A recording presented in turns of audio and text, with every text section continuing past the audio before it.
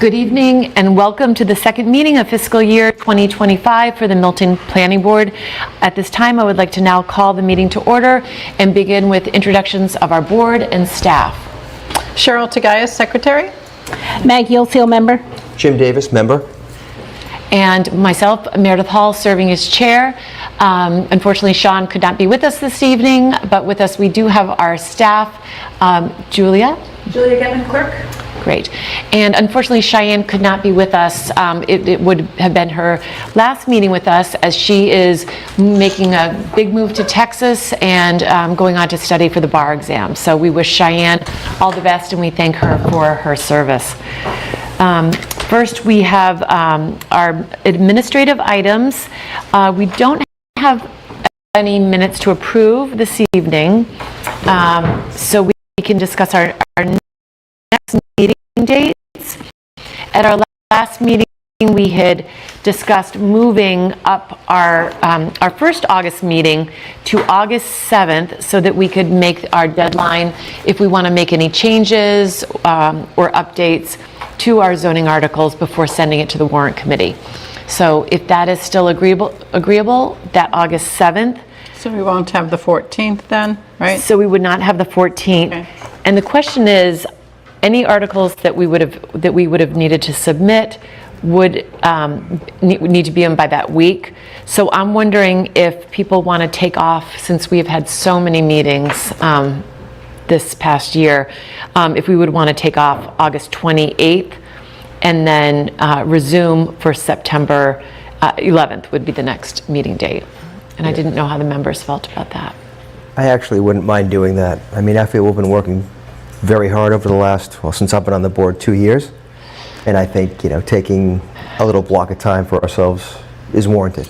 Okay, so one thing, Meredith, Yeah. we talked about having the MPIC come in for, or me. Yeah, or maybe other members some come point, in. yeah. So if we can think about that for September, like maybe the 11th or the 25th. So just Yep, to put that on the pencil that radar in. screen. Yep, Yeah. absolutely. That's great. We're working on the report still, so I don't.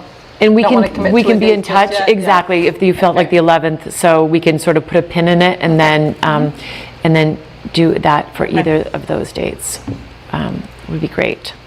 And I will be, actually, so it would need to be the 11th, actually, because I'll be away on the 25th.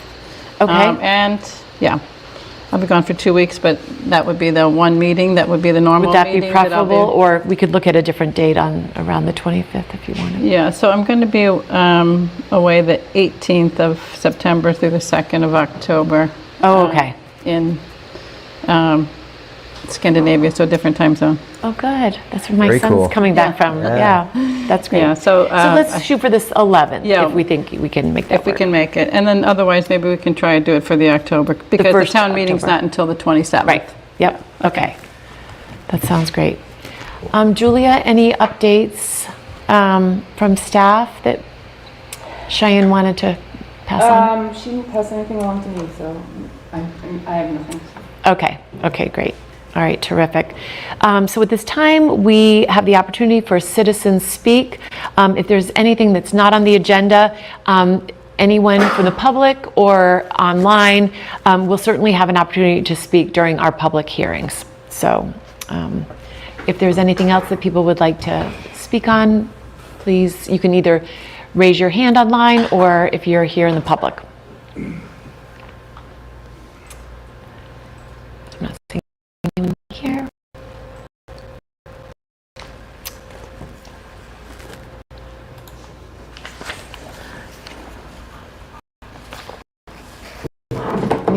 Julia, you see anybody? No. Okay.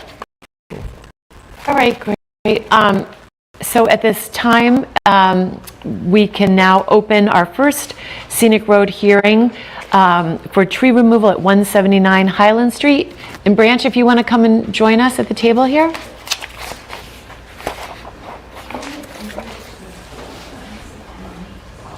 And anyone else who would like to speak on the Highland Street Scenic Road? Yeah, feel free to come. And you can sit right here. Okay. Hello. Nice to meet you. Cassie? Yes. Oh. Yeah, and if you can both just introduce yourself for the public and state your address for the record. Yeah, Tasha Wells, 179 Highland Street. Great, welcome.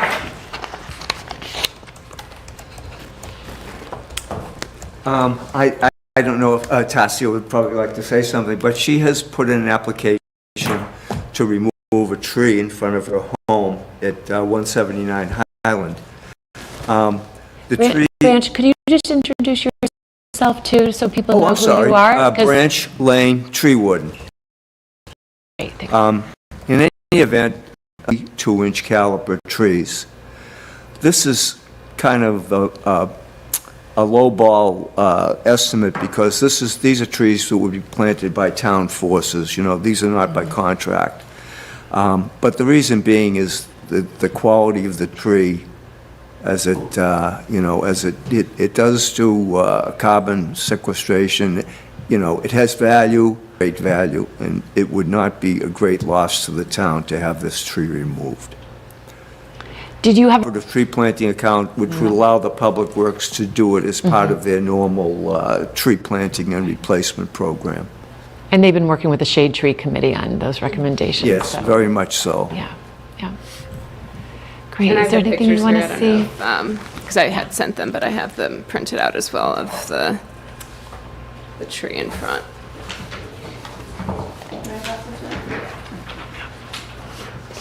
I have it on my screen, It's- so. Yeah, I've seen that, yeah.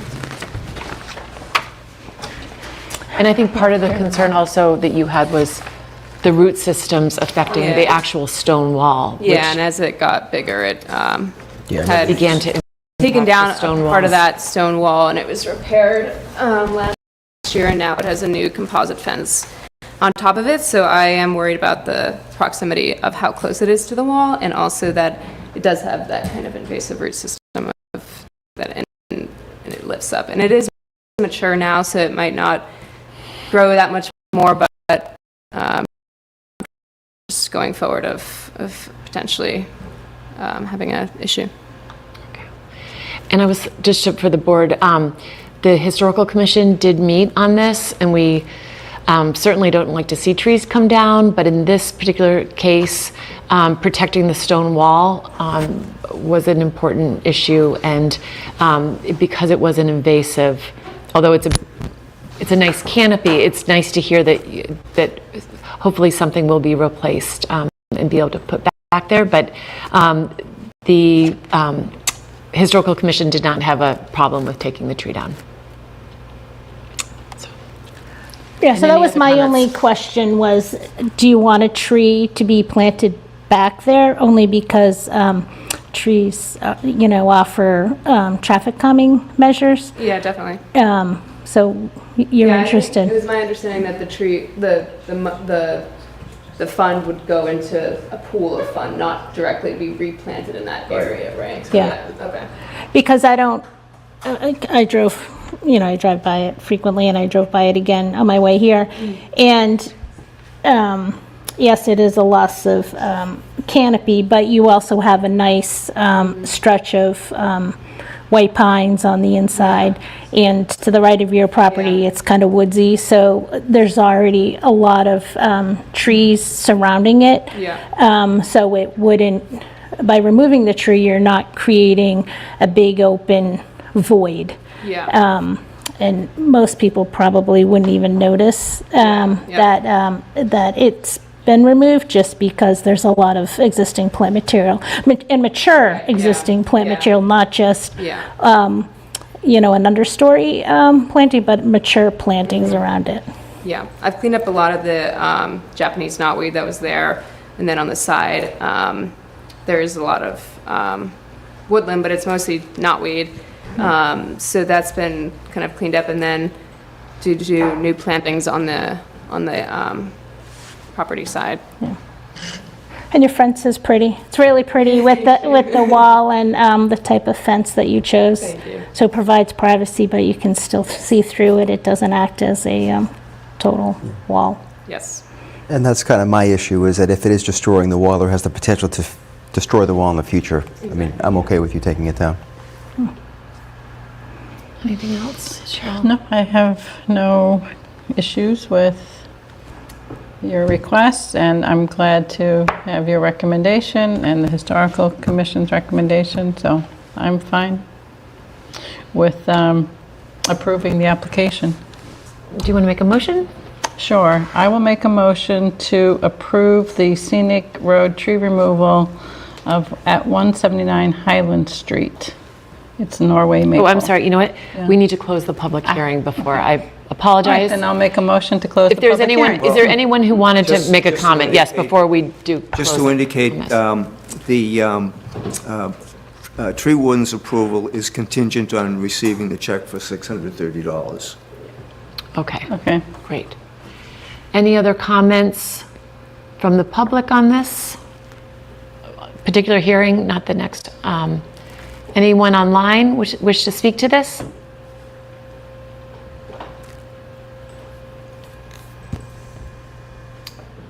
Actually, may I speak? Oh, sure, yes. Hi, everyone. I'm Gene Earl at 120 Highland Street. Can you, sorry, just need a microphone. Yeah. Thank you. Gene Earl on 120 Highland Street. The Wells have a long history with that property, which I understand was an old chicken farm. And to me, they've done an amazing job. It's one of the better homes in Milton. Everything they do is, I think, an asset to the town. And my only complaint, being a neighbor, is charging them anything for the tree fund. They've spent a fortune up there. They've planted plenty of their own beautiful accent trees. And everyone I know on the street thinks highly of the Wells and would want to support them. So thank you. Thank you. Any other one wish to speak to this public hearing? Seeing none, we can, if I could have a motion to close the public hearing for 179 Highland Street. I'll make a Tree motion to removal? close the public hearing for the scenic road application for 179 Highland Street. Is there a second? Second? All in favor? Aye. Great. Now we can have a motion to approve the removal of the So- tree and the, yeah. Could I get the exact name of that fund again, please? Cooperative Tree Planting Account. Tree planting. And who manages that account? Well, the town, there's several people, the town accountant, Public Works, if they take money out of that fund, it's used for purchase of trees. When you say authorization, I would say the Director of Public Works is the one who has to sign the bills. And maybe this is a little off topic, but when trees are removed, in the wetland buffer, and the Conservation Commission, puts a fee, where does that money go to? Does that go into the same, to the Concom? No, the Conservation Commission has a separate account, like a penalty account. However, they have a significant amount of money in there, but I guess it's either by bylaw or statute, they can only spend like $15,000 a year. So they have an application process. If anyone in town is interested in tree planting, you can apply to the Conservation Commission for money to do that. Do you know Okay, how much is in this particular fund? Just curious that the Right now, DPW I think manages. there's like 16,000. I didn't bring that with me, but that's the number I think I last quoted to the tree committee.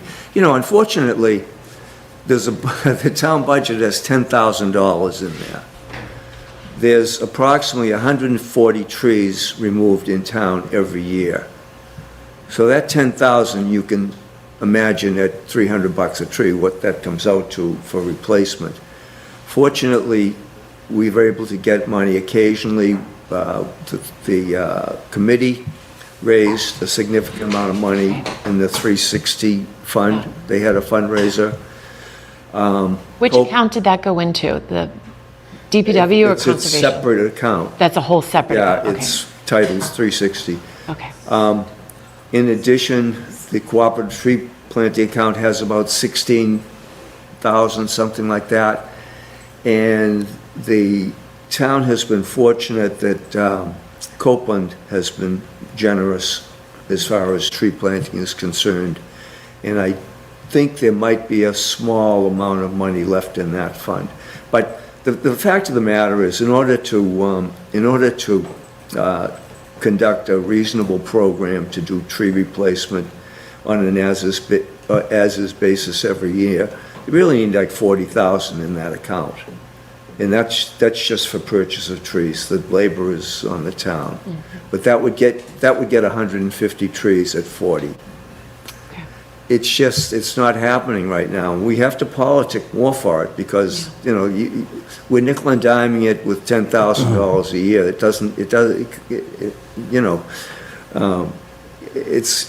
It covers just very little.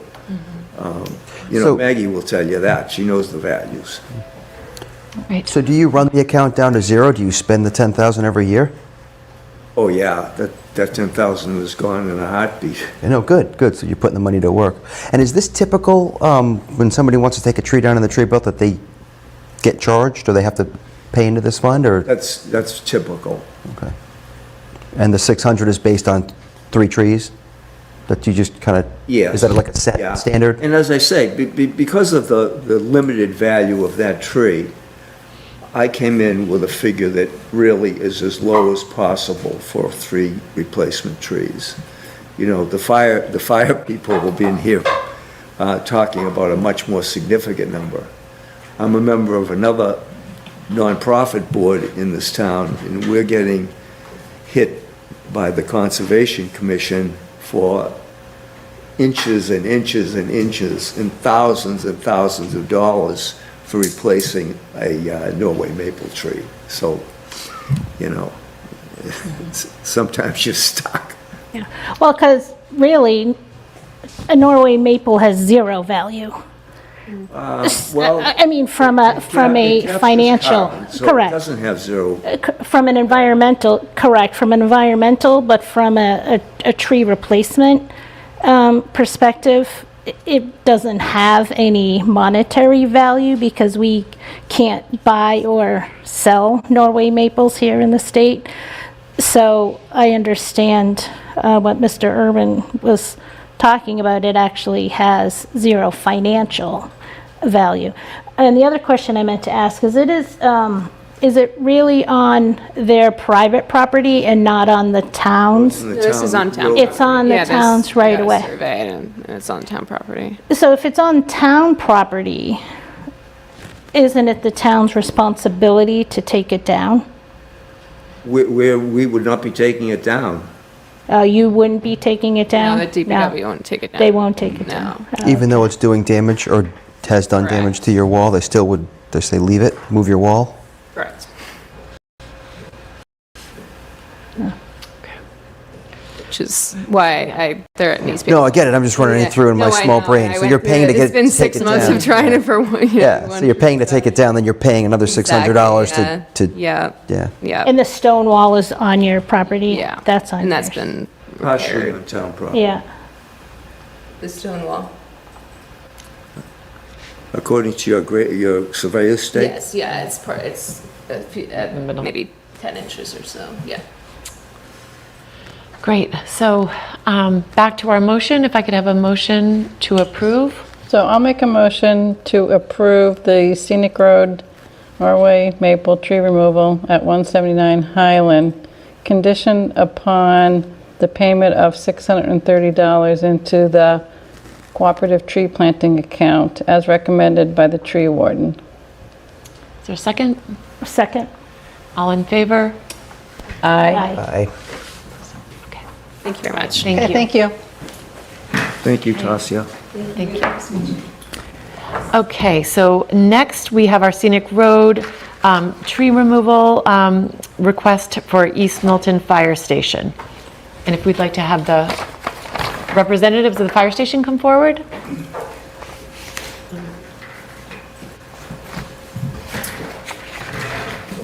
Thank you.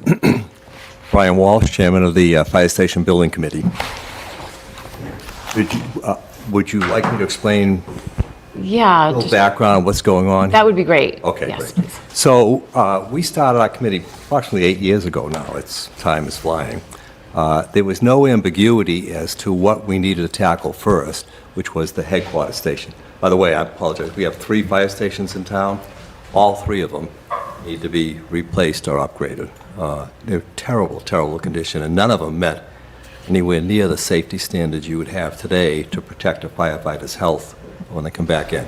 But the headquarters station had to be done first for lots of reasons, not the least of which, they were using a ticket tape system that was more than 100 years old just to keep track of where the fire alarms were coming in. But in any event, as we started the project, the committee started, one of the things that we did was said, look, can we rebuild the East Milton station on its current site? And there are a lot of concerns. In fact, we have a whole full report. We spent quite a while doing the analysis. And the site was not big enough. But even worse than that, about 75% of the district that the East Milton Fire Station covers is on the Milton side of the expressway. And when they built that, by the way, the fire station that's there today on site is the second fire station. It was replaced, it started around 1950 with the station that's there now. The irony is, by 1954, 53, the state had made a decision to sink the expressway, which dramatically changed the roads right around that fire station. And with 75% of the district they cover being on the Milton side of the expressway,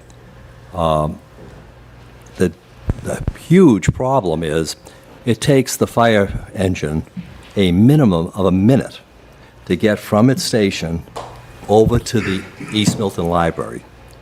Well, even at my advanced age and not so physical prowess, I could probably take a rock and hit the fire station from the post office. It's an extremely short distance, and to lose a minute is a significant problem. The national standard for fire engines and fire safety is to reach 90% of the residences you cover within 4 minutes. And by the way, a minute is the best time. They can lose up to a minute and a half, if it happens to be around either the morning or the evening rush hour. So, could not replace it there. We went out to bid to see if we could get some properties to find a better location. We did an analysis. The town does own the Milton Arts Center, and there are lots of issues with the Arts Center, but even including that building itself, we would probably have to take down. So there's a large expense. It's a short street. Traffic comes around, and if we had the fire station there, they'd have almost no time to react if an engine was coming out of the bay there. So we put it out to bid, and honestly, the first round we got some responses. They weren't necessarily the best. In other words, the best locations that people want to provide. So at the time, and still currently, Richard Wells, who is the member of the select board that's on our fire station building committee, is the coordinator. But both Richard and I are graduates of St. Agatha's school, and so we attended one of their business meetings and encouraged them to think about whether they might want to sell their property that they have never used. That property that's next to the rectory has never been used since they've owned it more than like 97 years. So we put it off a bid again, and in fact, they did. They bid for it. Now, it's just to stress, because if you're not close to it, how would you know? It's an absolutely ideal location for a fire station. Why? First of all, it's level. It's on a level lot. Comes out, it's not coming down a hill, going up a hill. The road it's coming out onto is extremely wide. And it's clear sight lines for quite some distance. So if an engine comes out, and there will be a light that'll be out there on the road that'll indicate an engine's coming out. But if an engine comes out, it's going to be clearly seen. And I'd like to, since we're so close to the elementary school, I'd like to put to bed a common misnomer. people worry about around the neighborhood, and we completely understand, well, gee, you're going to have an elementary school with all those young children nearby, and you're going to have a fire truck roaring out and going down the street, speeding down the street. Well, fire trucks don't speed. Police cars going to an emergency speed. Fire trucks go the speed limit, and there's lots of reasons, but the most significant, they're carrying a tremendous amount of water, which is very, very heavy, that can move around. So they go the speed limit, and in fact, the standard protocol here in Milton, it may be everywhere, is in addition to the person driving the fire truck, there's always a person in the other front seat that's constantly watching to advise if there's anything the driver has to look out for. So I digress a little, but I wanted to kind of emphasize that that is a tremendous location for the area it's going to serve. It's going to get to 75% of its district significantly faster. And frankly, to get to the folks that are on the expression, the Quincy side of the expressway, they'll come out of that station, take a quick right and a quick right again on Squantum Street, and going up Squantum Street and accessing that district from there is actually faster because of all the traffic on Adams Street if you follow the Milton Times and others, you'll see that people are always complaining about the double parking and the other issues on Adams Street. So it's a great location. When St. Agatha's responded to the proposal, one of the things we quickly did is, all right, well, now we're going to look at what's the status of the project. There was a state project that the town's going to be involved in at the very intersection of Adams Street and West Squantum. They're going to go in there and change that, put new lights in. And, even when we started 8 years ago, we expected it to be done in a couple of years, and we started talking to them about, well, we've got this, once we knew we were going to go to that location, we've got this island out there. And frankly, they were going to take that responsibility for that island, i.e. remove it, when they started their project, anticipating that they would be first. Well, they're not first. So why does the island have to go, and why does that tree have to go? And it's a lovely tree. I know. It really is. Because frankly, it's right smack in front of where we have a two. I don't have copies to pass around. I don't know if any of you have seen this. Happy to show you. It's a drawing, if you will. It's a two-bay station, and that island, it couldn't be centered more on those two bays. So the island has to go, so that those trucks can come out safely and turn right or left. And so I appreciate you holding the hearing. I'm not sure what else I could address. I know Branch has talked with our owner's project manager and our architects and all, and has asked if we'd make a donation to the tree fund. And maybe you could announce that. Okay. I've gone over this with Alan Frawley, who was the project manager on site, and he and I had looked at that island with the tree right in the middle of it. We talked about, can we knock off part of the island? Can we do this? But the long dimensions of those fire trucks, there's just no way safely they could get out of there. So we looked at it, and it finally was concluded that the island and tree had to go for safety reasons to get the firemen to the fires. So as a result, we started talking about, well, if we remove that, then we're really trading off part of the town's infrastructure on one end to provide part of the infrastructure on the other end for the fire department. So Al and I talked about it, and we finally concluded that it would be worthwhile to request a $2,000 contribution from the fire committee in order to remediate the issue of taking out that island. And it appears from my discussions with Alan and talking earlier with Brian that the committee was fully on board, and we appreciate the fact that they appreciate the fact that by taking this out, there's a lot of value that the town in general is losing. But in order to make their great project complete, it's really necessary.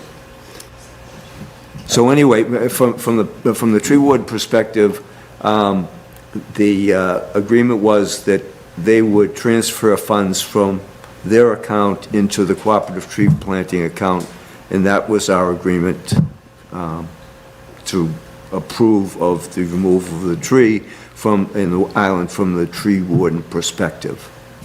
So I do have a question. One of the values of a tree in this kind of location has to do with heat island effect, right? Because there's a lot of pavement here. Is it possible to plant in the adjacent island rather than somewhere else so that there could continue to be that benefit at this location? I think there's a tree in the next island up, but I mean, we could do planting there. I mean, we could work with the fire organization and their manager to plant, in that area. Like, I was even thinking about the house across the street, who are gonna lose their sight view. Whether they would like a tree on their lawn within the 20-foot setback, but, we'd be certainly agreeable. Or both? Yeah. And actually, if I could, there is room on the fire station property, not a ton of room, but to do some plantings, and it's our full intent to try to do something, especially with the tree. We're in the fine details of how wide the driveway will be, et cetera, but we will, in fact, do some plantings where we can on that property. And I would ask that if anyone has any doubt, take a look at the headquarters, because it's actually come out terrific, not just as a fire station, but we've done lots of plantings, and you'll see that it's very attractive, and it is, we didn't just leave it blank and just with some grass. I think you'd appreciate it. No, I can attest to that. They did a great job over there. They did the whole perimeter, all the way out past Walnut Street. Julie, can you bring up the photographs that were emailed to us? I just want to show you that island. We do have a photograph that was sent to us. That does the other one? It shows the adjacent okay. island. Yeah, so you can get a photo of it in a moment. Hey, while she's bringing that up, I would just, I don't know if it's a caution or not, but I still don't know what the state is doing. Like, is that other island close to the Adams Street, Squantum Street intersection? Right? It's further, I think it's still further enough away, Okay. but And there I'm is not some certain. question on that project. Which Because way, there's Cheryl? because there's land taking, and I know there's a lot of concern by neighbors, and a lot of the question is, why would they go ahead with a project? It's a DOT project, so it's not required by our town to do, that requires an incredible amount of land taking to some homeowners. And the question is, why would they go ahead with a project until they knew what the fire station was going to do and where your light was going to be to sequence anything? It should really be based, Do you have it, Julia? yeah, on how the fire station timing works too, so. And just follow up, what kind of tree is it and what's the caliper at breast height? I think it's a maple, and I believe, I don't know, just going by sight, looking right now. I'm gonna say it's 10 to 12-inch caliper, By Cheyenne. It's pretty large. like this. Like sugar maple or red maple or?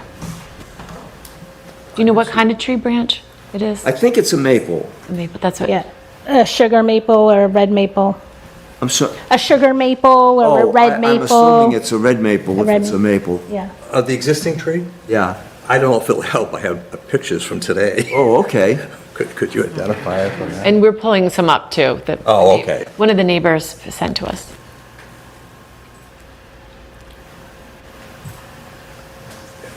You can enlarge. Yeah, I can't tell from here. Thanks, Julia. There, yeah. That's great. Doesn't really look like a maple at all. No, and I didn't get a chance to drive by. Well, it's hard to tell, but it's not a maple. Doesn't look like a maple I to know, me. that's why I was, I What do you don't, think, Maggie? I don't know, I didn't have a chance to drive by, that's what I was wondering. I'm not sure what it is. I didn't have a chance. tell. But it's pretty mature, yeah. It's lagging, isn't it? Yeah, I mean, There it's you a go. nice Go the other mature way. tree. You gotta go the other way. There you go. We need Carol stock. But I can tell you, it's in good shape. It's in good health. If you Maybe keep if you go scrolling down, down, yeah. you can see the island. Yeah, keep going. I think that's a great idea, That's Cheryl, to actually- put You it. have to get over a little bit further left, too. Maybe it's the next photo? No, it was, keep going. Second maybe. to No, last Cheryl, photo. what is the island you're talking about? We're trying to get to that photo. Hold on one sec. It's more in front of the Keller building. There There we it go, is. that photo. So you can see the tree in question's on the right in this photo. And then there's an island past that car in the middle. Okay, on the left, you mean? Yes. Well, it's in the center of the road also, but Yeah, yeah. you can see it on the left, amongst the cars. Yeah, behind the, yeah. Yes, yeah, that would certainly be a good, an applicant. That would be fine. So since you brought up the history of the project, I was going through the engineer report, and so I just had a couple questions. One, it said there aren't any existing bike lanes or facilities along Adams Street. So my question is, what happens when the bike lanes go in? I don't know if you reviewed the bike and pedestrian master plan. And so that plan is to connect Quincy to the Blue Hills. So I'm wondering, when that gets implemented, what happens? So, yeah, a good question. Is it going to come down Adams Street at this, in front of the fire I station? think it might be Brook Road. Yeah, so I'm not exactly sure. I know they're putting, they want to put bike lanes in everywhere. So that's what I'm just wondering. If the bike lane does go down, what will happen then? So I don't have a fully educated answer, but I will tell you this. I'm glad you brought it up, because I'll make sure that before we progress with any of the lighting controls at the fire station, that we investigate more of that and see if we can do something to accommodate that. Intuitively, I would think if a bike lane's going to come down Adams Street, well, and by the way, I'm a biker. I own a bicycle, I'm out. If it does, it almost would make more sense to put it across the street, just to have a little more reaction. Although, you know what, we're going to have an alarm and a traffic light right in front of the bays, and I suspect that would alarm a biker enough. Yeah, that was one of my concerns with the bike and pedestrian master plan, was it didn't really go out to get neighborhood input. So my neighborhood we have issues on the bike plan, which we've submitted comments for. So I wasn't sure if this neighborhood was going to be impacted, and if they had any comments on that. So that was one. The other thing is the existing traffic was from 2019.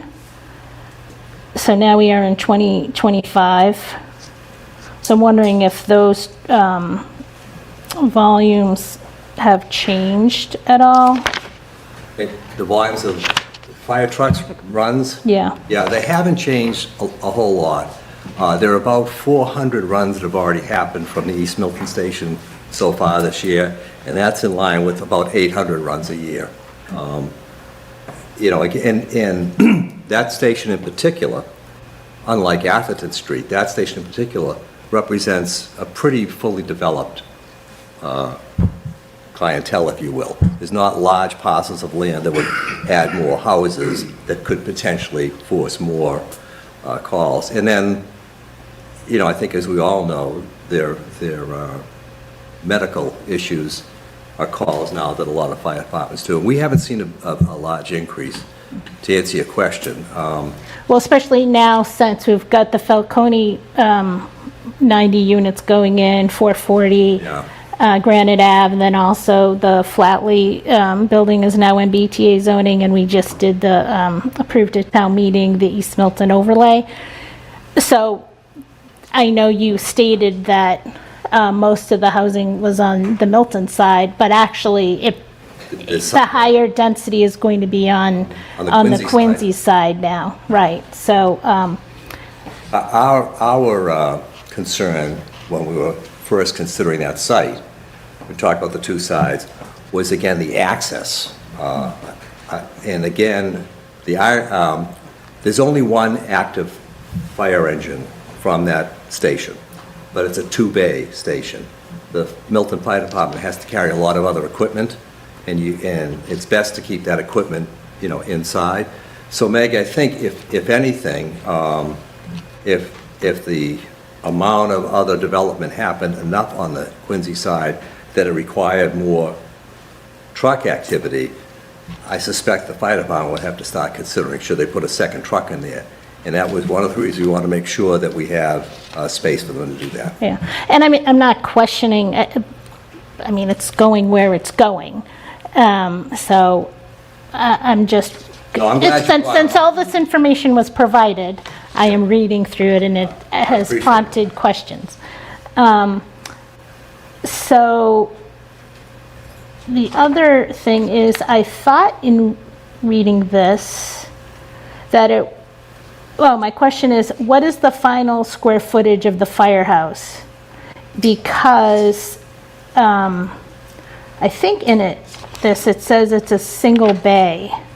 It originally was. Yeah, it was originally a single bay firehouse, and it's 5860 square feet. So I'm wondering, what is the final square footage of the building now?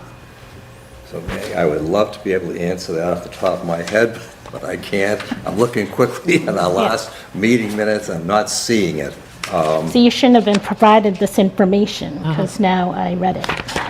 We were actually hoping to have our architect here tonight, who was at the last minute this afternoon, informed me he couldn't be here. I would definitely put them on the spot for questions like that. And what's the cost of the fire station?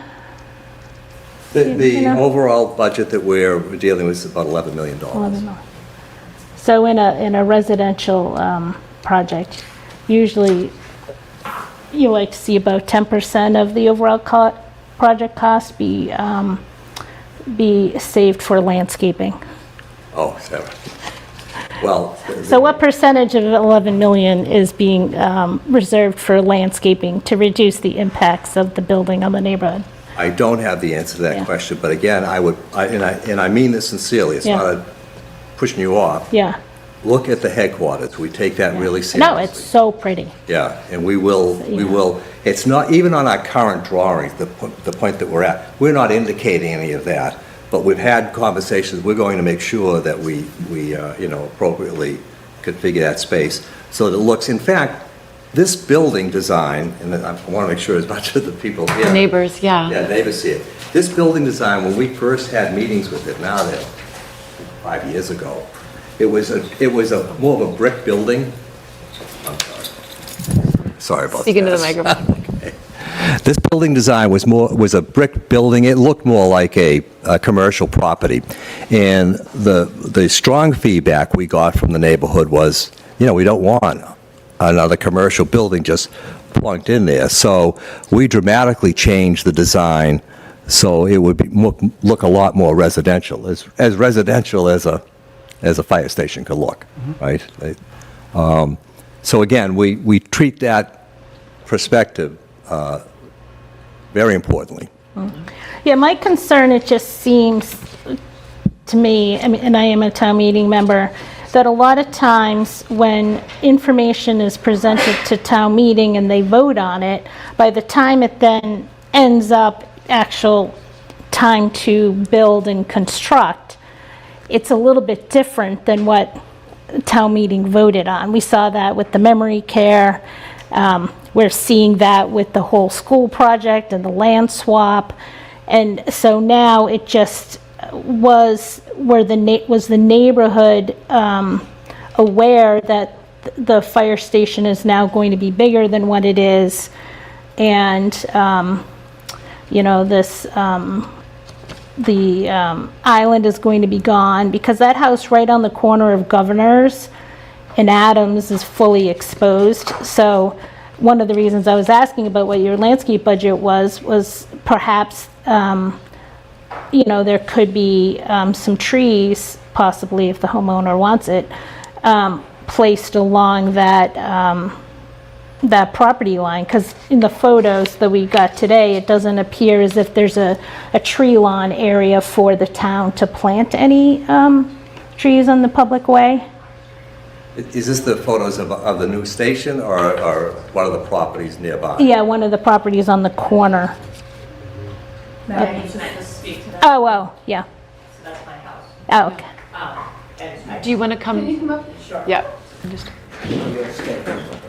Yeah, we'll let, Oh, yeah, this picture. Yeah, sorry. I'm looking on my computer. We were talking about across the street from that, right? Across the street. Yeah. I'm Jen Johnson Finocchio. I live at 4 Governors Road. I provided these photos. My house faces that. So I'm looking at that tree from my driveway. So once that tree is gone, that is my view now.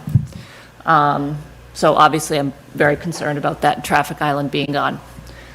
If trees are planted along my property line, I will then no longer be able to back out of my driveway because it will completely block the sight line of traffic coming down Adams Street. So that's the issue with that. That's the point I Yeah. wanted to make.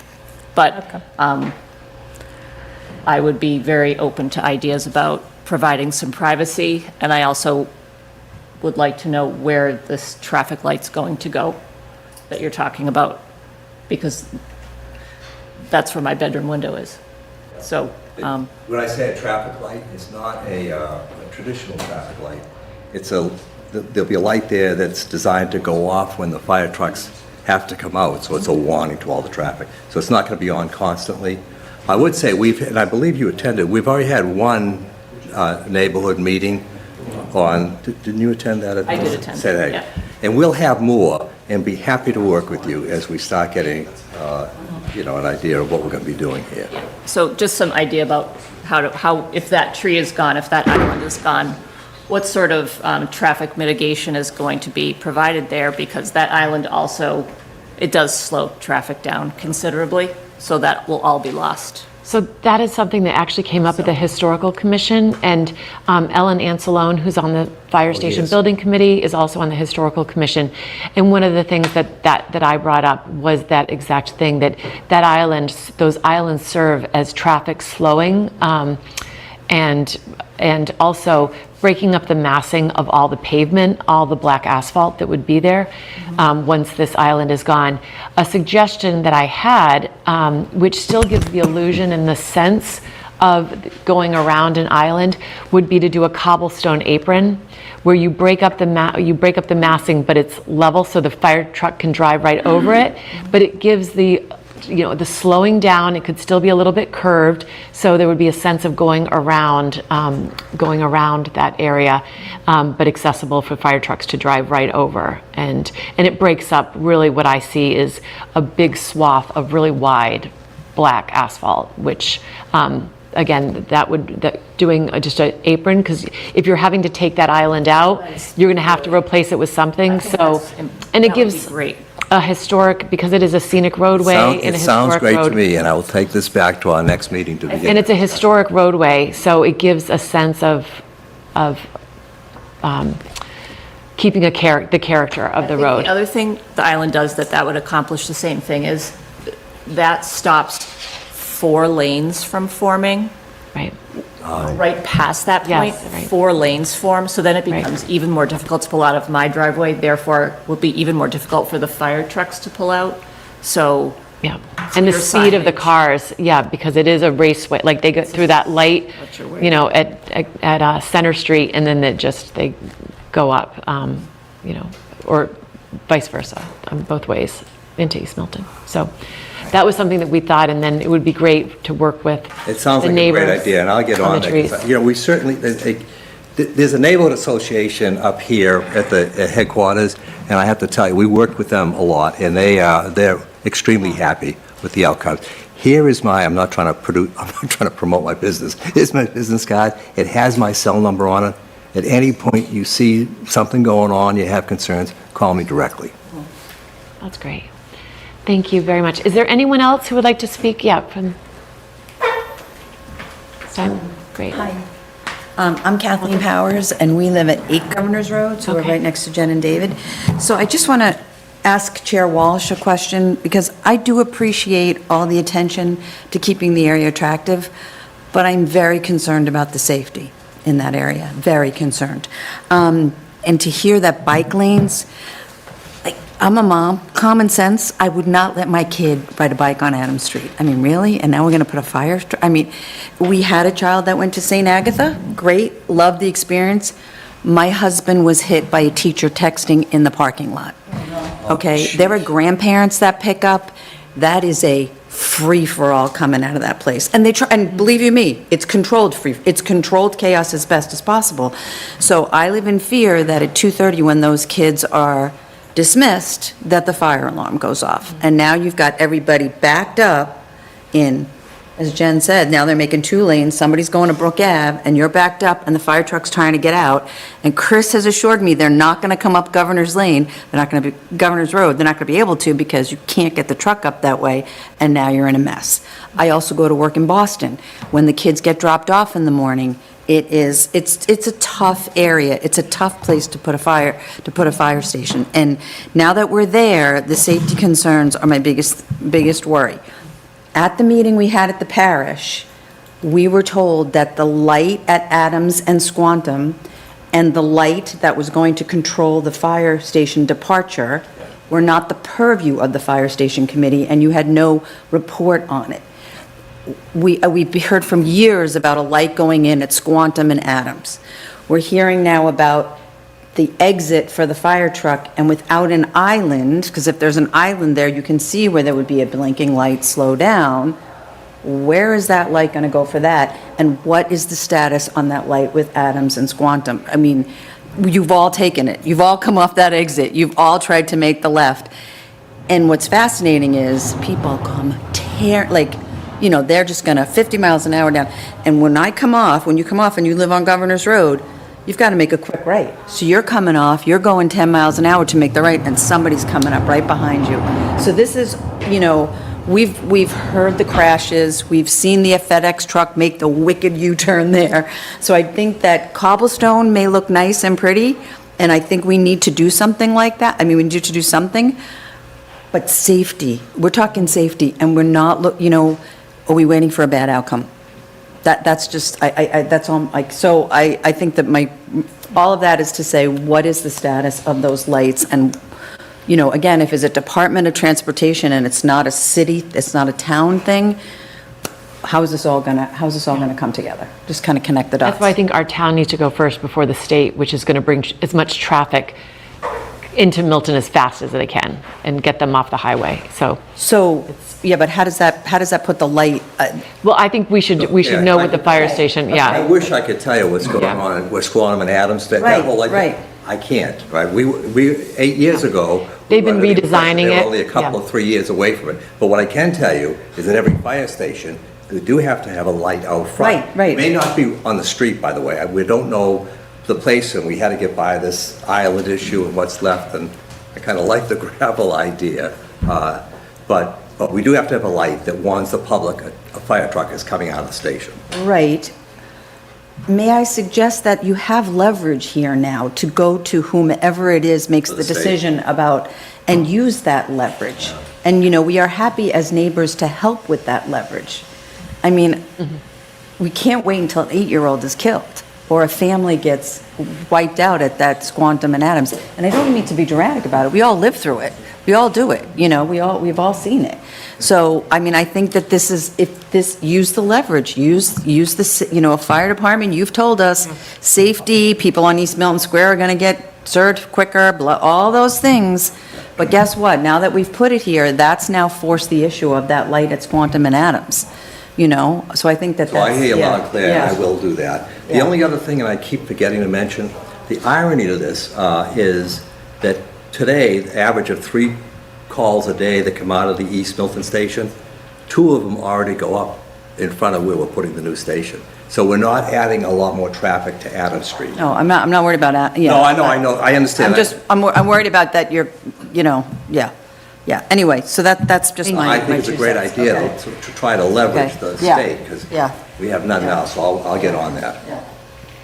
And just as a side note, I am very concerned about safety too, and I live on the other side of town dealing with Route 28, and MassDOT just went to the selectmen's meeting the other night, and we did have 3 fatalities. And it was all speed related. and it's cut-through related, and it's the fourth fatality within a year. There was another fatality in October. I asked MassDOT, are you actually really going to do something? Is it worth my time advocating and my neighborhood's time advocating? I said, I don't like to waste my time. And they said, oh, we'll be in touch. So I hope they are paying attention now because of what is happening in town, throughout the whole town, Is there anyone else who would like to speak? A couple of others that, yes, welcome. Come. How are you? Good. Thank you. Hi, my name is Tom Caldwell. I'm a resident of Milton. I live on St. Agnes Road, and I'm also a town meeting member for Precinct 6. So I was just here. I received a notice from the planning board about this tree. And I live on the St. Agnes Road extension that was built when St. Agnes School was built. They moved the houses there. So I'm very close to the rectory and the proposed new fire station. But to get back to my point, I want to thank you, planning board, for the notice that you sent to our street. Because when this fire station building project began, from the negotiation of the land purchase, the construction, the changing from 1 to 2 bays, all that, no one from our street got a notice. No one from our street was told. I am very sympathetic and supportive of my neighbors from Governor's Road and on Adams Street, and I'm glad that they were noticed. We were not. We found out about this project through the diocese, the archdiocese. So that was a little troubling for us on the street. But for St. Agnes Road and the other streets, we want to thank you, Planning Board, for bringing attention to us about the tree that's being taken down. But for me as a citizen and a resident of that neighborhood, it's not about that one tree. It's about the dozen or so trees that were cut down by the garage by the rectory. These were like 50, 60-year-old pines that were planted when they built the church. I believe Monsignor Ryan did that. So my question is, what's going to be done about those trees? Because if you live there, it has dramatically changed the landscape of the neighborhood. We are the most congested area of town, the most highly populated. We have noise pollution, air pollution, the airplanes. Those trees created a great canopy and barrier between Adams Street, the noise on Squantum, and absorbing, obviously, I think, some of that air pollution that we all face. So I'm here to comment, and I'm complaining. I'll give you that. But I want to know what's going to be done about all those mature trees that were ripped down to make this project.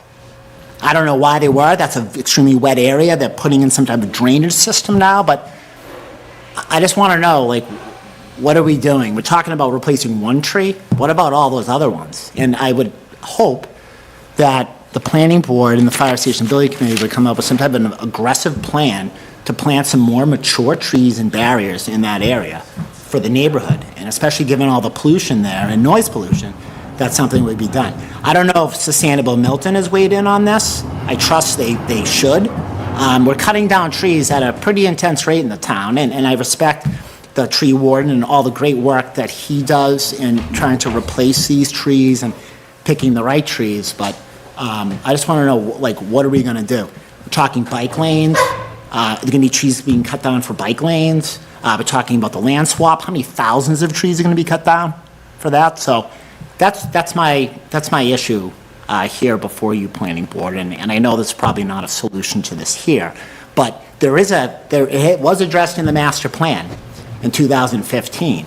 And the master plan goes on and on about trees and what we need to be doing on our main roads and replacing trees, which I know the tree warden does a great job doing, given his limited resources. But there's also discussion of a tree bylaw, protection bylaw in the master plan, and replacement, and I think that should be pursued, frankly, as a citizen of the town. So that's why I came here tonight. I'm here just to to voice my concerns. I want to thank everybody, the board, our tree warden, Mr. Lane, Mr. Walsh, head of the Fire Station Building Committee, for all the work that they've done for the town. But like I said, I just want to figure out what we're doing with all those other trees that were cut. So that's all I have. Thank you very much for your time. Thank you, everybody, for your work. Thank you. And I don't think it's really sustainable, Milton, who's, you should be talking to, even though they're a great. Oh, of course, yeah. But they're not an official town body. However, we do have the Shade Tree Advisory Committee, and they go around and do the tree counts. And I do believe that they were trying to come up with a tree bylaw. And I share your frustration because when you're a business or you have to replace trees at a certain replacement, and traditionally, like Concom, it's like 3-to-1, or if you do shrubs, it's 6-to-1.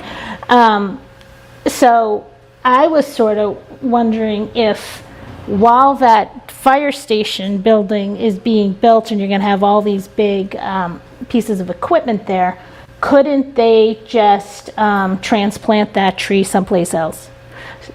So The one from the island? Yeah, yeah. My understanding is it's too large, and maybe Branch could address this. You know, It wouldn't it's funny, survive I it. had thought about that, but you know, I probably, maybe I should have got some, I had thought about that, but, you know, in thinking of what it costs to bring in the type of equipment necessary to move a tree like that, it just, to me, would not seem cost effective. It would probably, and this is a guess, I'm gonna say $5,000-$10,000, maybe more, to bring in the kind of equipment.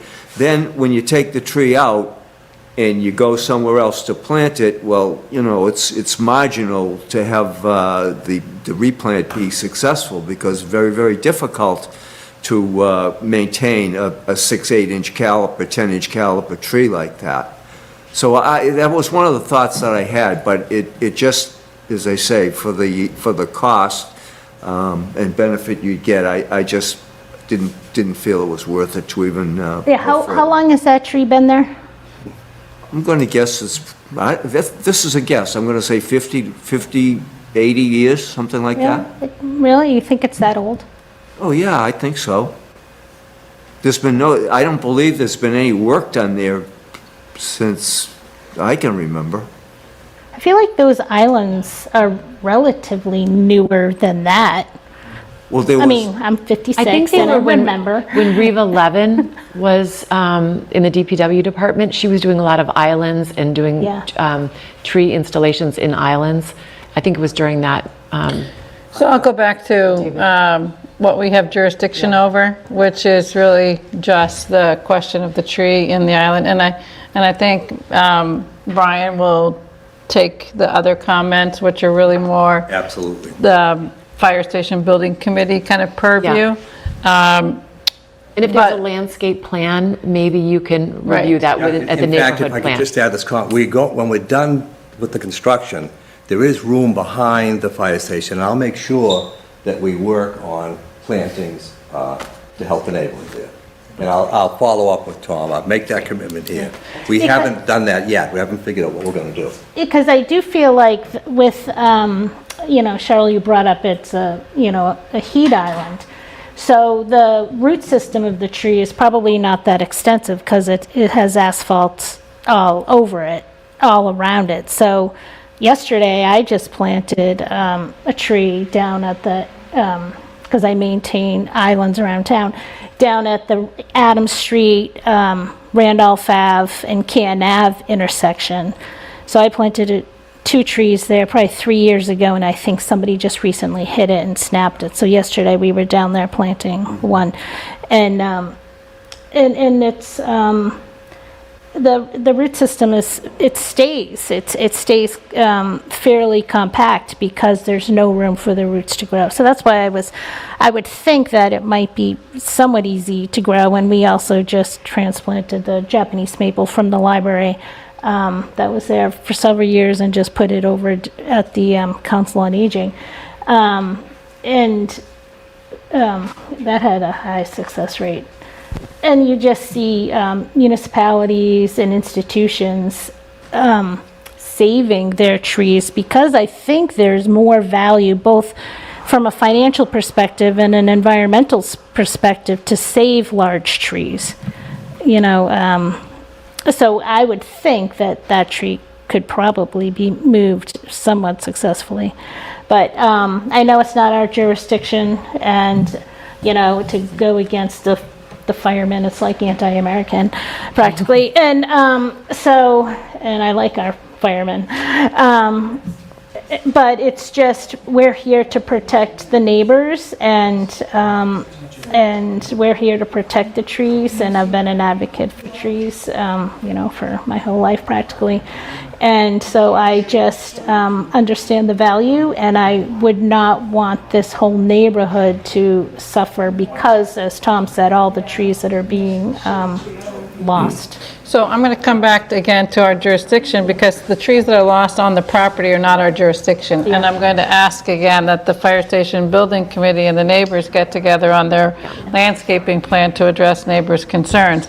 The matter before us tonight, relative to that tree, I'd like to address that concern that I made about the heat island and have you pursue, Branch, if you will support the idea of putting a tree in that adjacent island, and a tree that's of the largest size that can be planted reasonably there, and then the balance of what you think that value is, if there's additional balance, then that would go to the fund.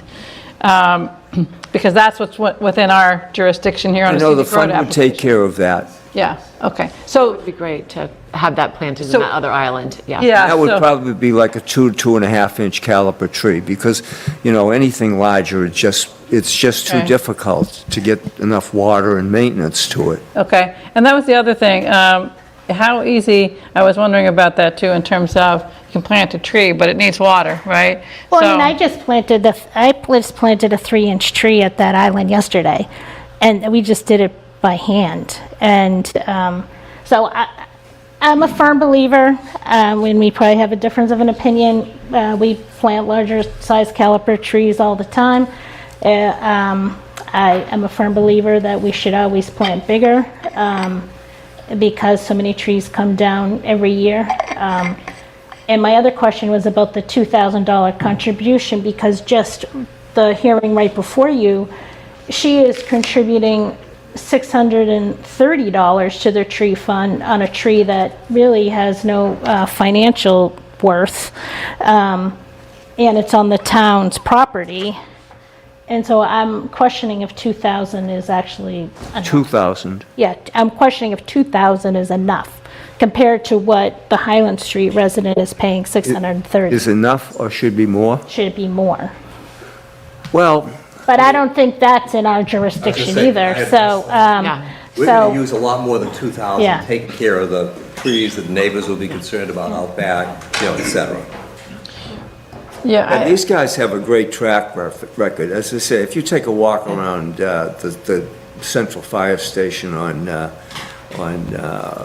Canton Avenue, they did a tremendous job over there. I would have great faith in their organization to deal with the neighbors and make it right. So in terms of, I think Meredith's and the Historic Commission's recommendation of a cobblestone Apron. apron to demarc where that island was, right? So really it's for traffic guidance, right?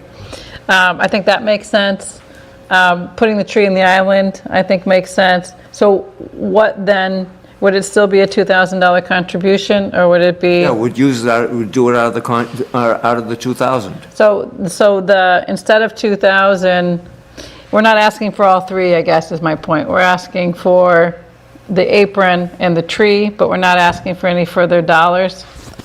No, 2,000 will cover the tree. The apron is Less the something cost, else. Yeah, Okay. All right. $2,000 to cover the cover the planting and... And then the excess would be additional plantings. plantings. Okay, And additional plantings. all right. So to the apron point, is there a possibility, or can someone look into giving the apron, the cobblestone apron, a little bit of a grade?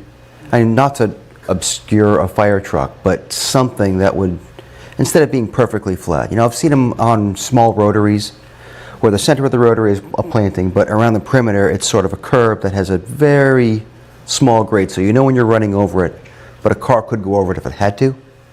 It might be So more of a traffic calming issue. Back to the committee. I never even thought about this before tonight, so we'll have to investigate the cost and the options. And Jim, it's a good point. We'll have to find out what would be not too high for a fire truck to not only just go across it, but not rip it up. Right. Get big tires. And then the other thing you can reference, a couple years ago, town staff, I think it was somebody in the DPW gave us, they spent time and then gave us a presentation on the low-impact design standards.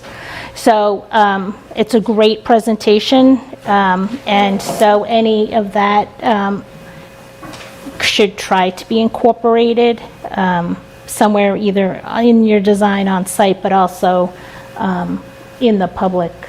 And that's a film or something they have? Yeah, it was a presentation that DPW did for us. Could I just ask for a little guidance on this? I think that it's, oh, sorry. I think it's great that you sort of have the, you know, thank you for saying that it's not just about the fire station, but it's also about the neighborhood. Jen's not going to be able to back out of her driveway. So there is, while the fire truck can go over that, she's not going to be able to back out of her driveway. I don't know who takes that up.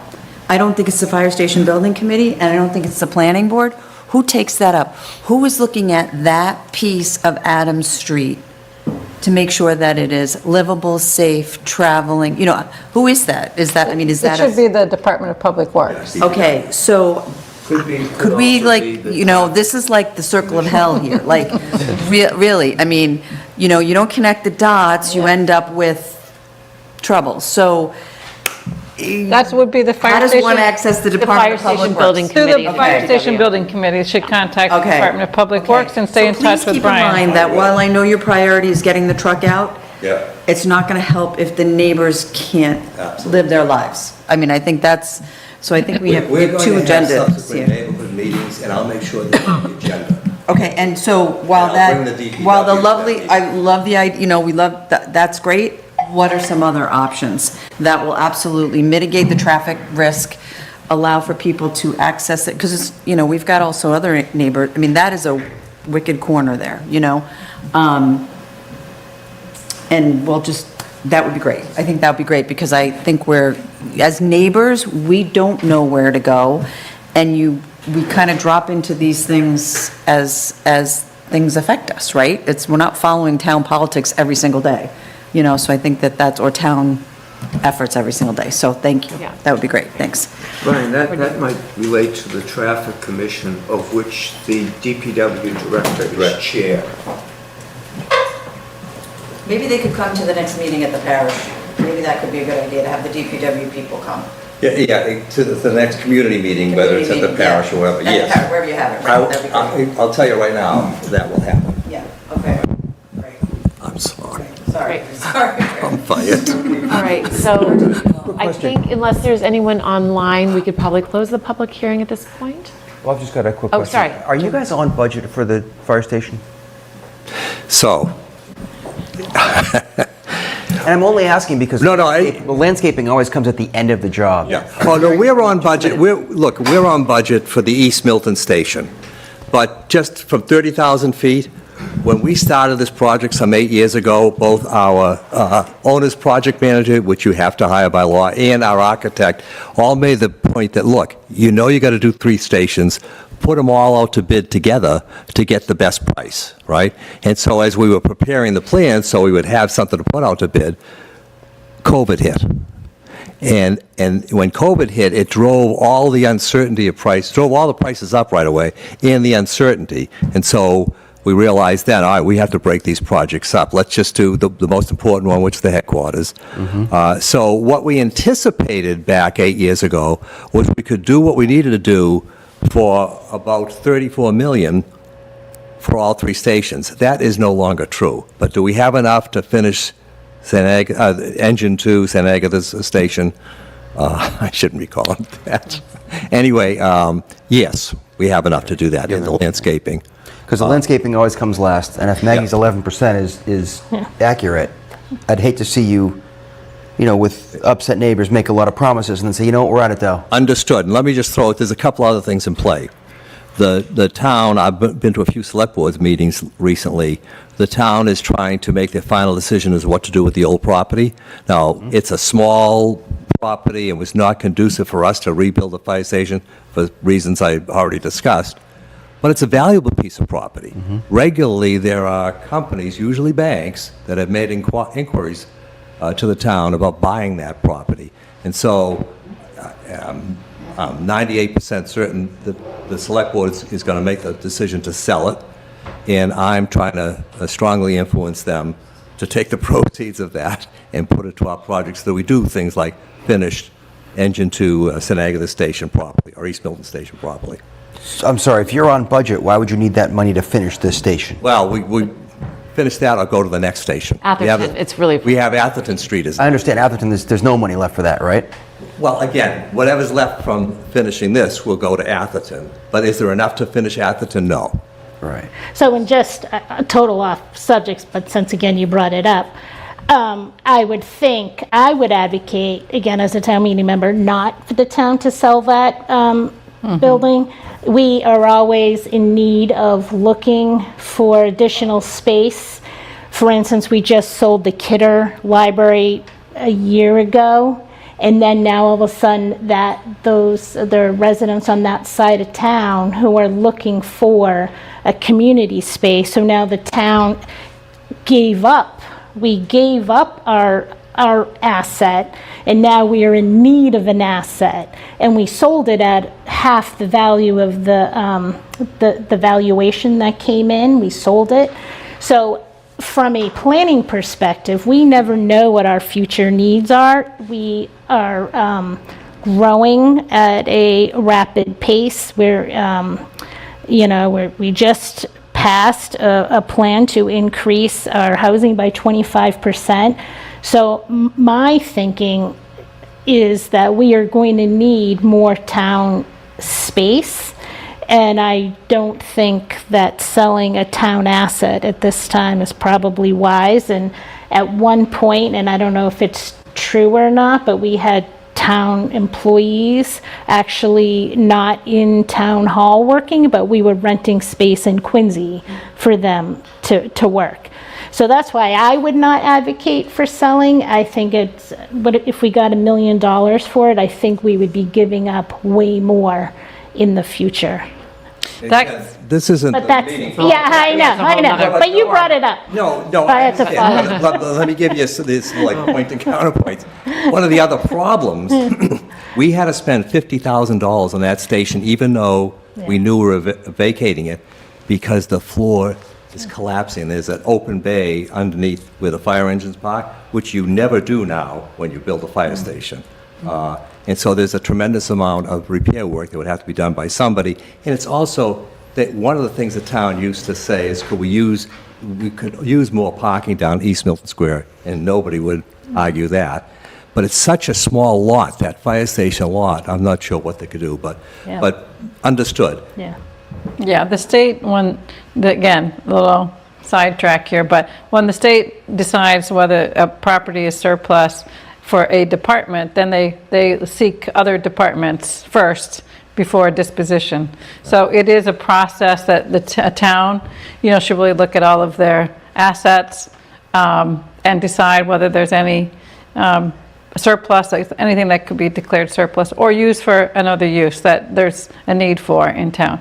So I do think that if you do talk to the select board, again, maybe the select board and the planning board should talk, just with our suggestions about thinking it through carefully. I understand the need for the funds, but Long-term. Long-term planning, I think, is really important, so, but I would like to make a motion to close Yes. the public hearing at this point. Is there a second? Second. The one contingency is that the committee transfers $2,000 to the cooperative tree planting account, and that's contingent to my approval. And I would like for it to go towards planting a tree in that island and to put the cobblestone apron in, so. That's fine. yeah. You know, I had made a note about that, and I'm assuming you're talking about the island closer to East Milton Square or the other one? Closer to Squantum, the other one. Closer Closer to to Squantum. Squantum. Okay. I'm not sure if that island might have some contingency with the state project. You know, the That's the further next island up, Brian? Yeah, I don't know the answer to that question. I wondered the same thing. Well, in looking at the plans that we They were originally going to received- put 2 lanes, but they decided not to do that because they reduced. Yeah, I just don't know where. Because it didn't make sense because the 2 lanes would not go to. Yeah, I just don't know where that project is at. This is not as far down as that, I don't believe. So I do think it's right.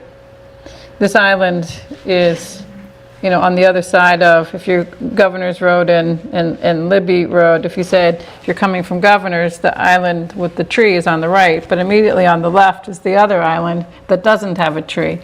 And that's not as far down as the intersection with Squantum. On the left, Yeah, on do the you wanna left from pull- the you wanna island that pull- we're talking you about pull for the the plan fire up? station, on the left is going toward East Milton. I'm looking at the plan that we received, so I'm just going to ask Julia to pull the plan up. Oh, so unless we you're can- looking, depending on your perspective. Right, so Okay. if we pull the Yeah, plan yeah, up, we'll see. If you're saying it's closer to Squantum Street, I understand what you mean. Yeah, I think we can just be clear, though, for everyone, just to Okay. pull the plan up.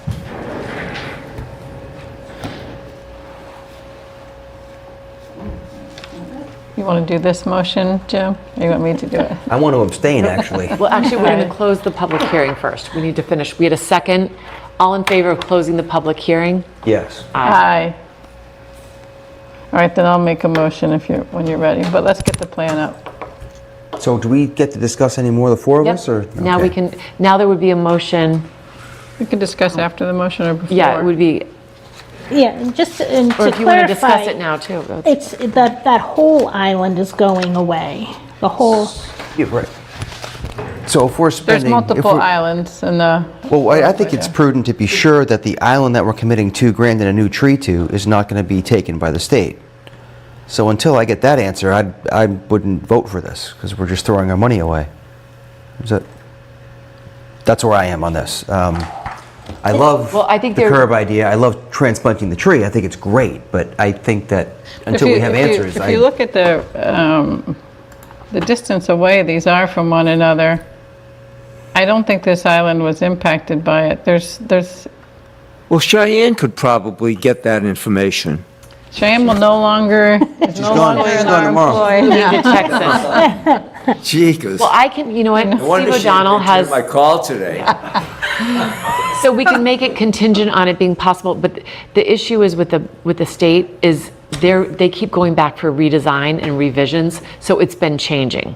So, And I'm assuming the Director of Public Works, as chairman of the Traffic Commission, might be Well, no. able to provide me Yeah. some information Yeah. about that. And I'm just saying, this Quantum project was recommended to the DPW asked the state to get involved in that. So the DPW can withdraw their interest in it Right. if that's what's decided to The do. town It's controls not it. a state yeah. roadway, so it's not a state-imposed project. It was a town-begun project. This goes back some time, but it was DPW directors, at least 1 or 2 ago, maybe that initiated that. But I think what it came back was, once people understood what would be required, then it got paused. And it's been paused for some time, I think, because there was concern about land takings and so forth. So I don't know that if that goes forward,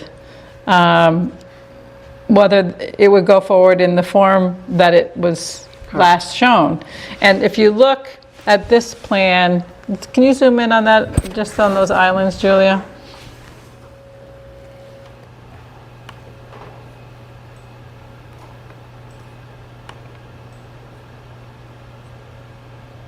So,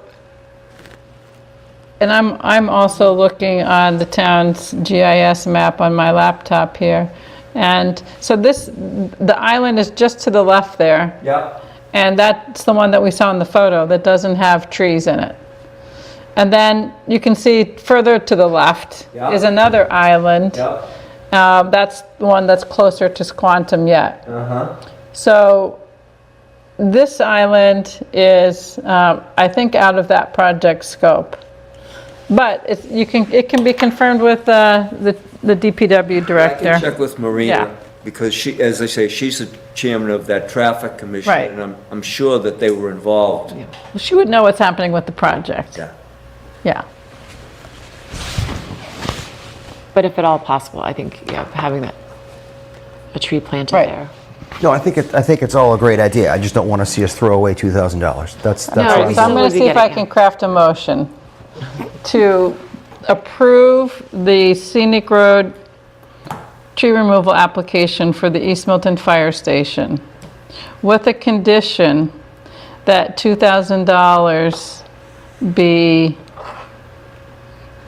contributed to the cooperative tree planting account as recommended by the tree warden, and that those funds go towards the planting of a tree of 2 to 2.5 inch caliper at the island that I think would be to the west of the island that's being removed, and that a cobblestone apron be placed at the boundaries of the existing island that's being removed, if there's no objection from the DPW director. Just a question, where, and I'm sorry to interrupt, but where are the funds coming from to do all of this additional work? It's coming from I thought you said that it could come from those $2,000 or the building project, but Well, I wish you could remove that, because I also want to meet with the neighbors. This is all new to me, and I don't even know what the appropriate design or size and what they even cost. I'm clueless. okay, then Could we say something like appropriate traffic mitigation? Something like that? Yeah, I like. I'm sorry, I don't mean to interject, but like, is there something? yeah, the little bit of challenge for us is that the traffic mitigation is really kind of outside of our purview for this. But I mean, I think you heard that we encouraged, based on I appreciate your comment about you don't know which place to go to and which one has jurisdiction, and I think that's why we had the discussion here, that even though we knew that really much of that was not in our jurisdiction, so that you would get the platform and that the committee would hear it. And it's on record now, and it'll be on tape and in the minutes and so forth. So that's my concern about putting that into the motion. So you don't even put the cobblestone, you're just saying you're moving the tree, right? If that's Well, under jurisdiction. I mean, we feel as if the cobblestone is a part of the purview that we have with the scenic road. Because it's a scenic road. It's just because it's a scenic road. Cost is and what would work Well, out best. But Yep. I don't know if it's worth it. I've been involved in many things with the town for many years. I absolutely commit, I'm gonna try to do whatever's best for the neighbors and your suggestion for that item, So what we can afford. So what I'm going to say is, if we approve this with this condition, and you can't meet this condition, you'll have to come back to us. Because what Who are we're, you looking at? the applicant, the applicant. Okay, all right, well, you, Because, yeah. because the way our approvals work is, if it doesn't work, they find that they can't do it, It holds everybody accountable, that's. Yes. then it has to come back to us for an amendment. We've had all of our permits That's fine. are that It's just way. that the language was of some concern to me. Okay, That we which were part? mixing 2,000 for tree replacement and added on cobblestones. For the You same know? 2,000, I understand. What's that? For the same 2,000. Yeah, understand, that's what yeah. it That's sounded. Branch's Yeah. concern, and I understand that. Yeah. And then, and mine is, I just have no idea. We do have so much money left to finish the station. and we're going to do other plantings when we've done, I don't know what that's going to cost yet and what will work well with the neighbors. So I just want to say, like, scenic roads are not just trees in terms of the purview that we have with scenic roads. And, stone walls fall into it. And, so this is, I think within our jurisdiction to request that as part of it. I mean, we've had other applications where stone walls have to be replaced. They have to find the stone that matches. It's not unusual for an application that this be something that we can condition it on. So it's not purely the tree. That's why I asked if 2,000 is enough, and it should be this, and 2,000, because I'll change my motion if that's what it should be. And if for some reason in your committee, Brian, you find that this is not a reasonable condition, you can just come back to us. I will come back. Yeah. And I want you to know I'm going to make every effort to work something else to not only satisfy your suggestion, but something that will satisfy the neighbors as well. Great. So there's going to be two things. Our vote is a condition, and our suggestions are other things, right? Yeah. So the conditions are not just suggestions, right? They are conditions of that approval. I just want to be clear about it because, this is a little unusual because our scenic road applications aren't usually for municipal, applicant. And honestly, it's one of the things that I've been on the planning board. I'm in my 11th year, so a long time. And, we don't have in Milton a provision really for the planning board to review municipal projects. Other communities do. So like the fire station in a different town might have to be reviewed by their planning board, and they would review the landscape plan. But we don't have that in Milton. And so we haven't really had, what we have more is, homeowners is what we've had. But we've also had daycare centers and other things that are on scenic roads that we review. Yeah. The memory care. is on a scenic road. And so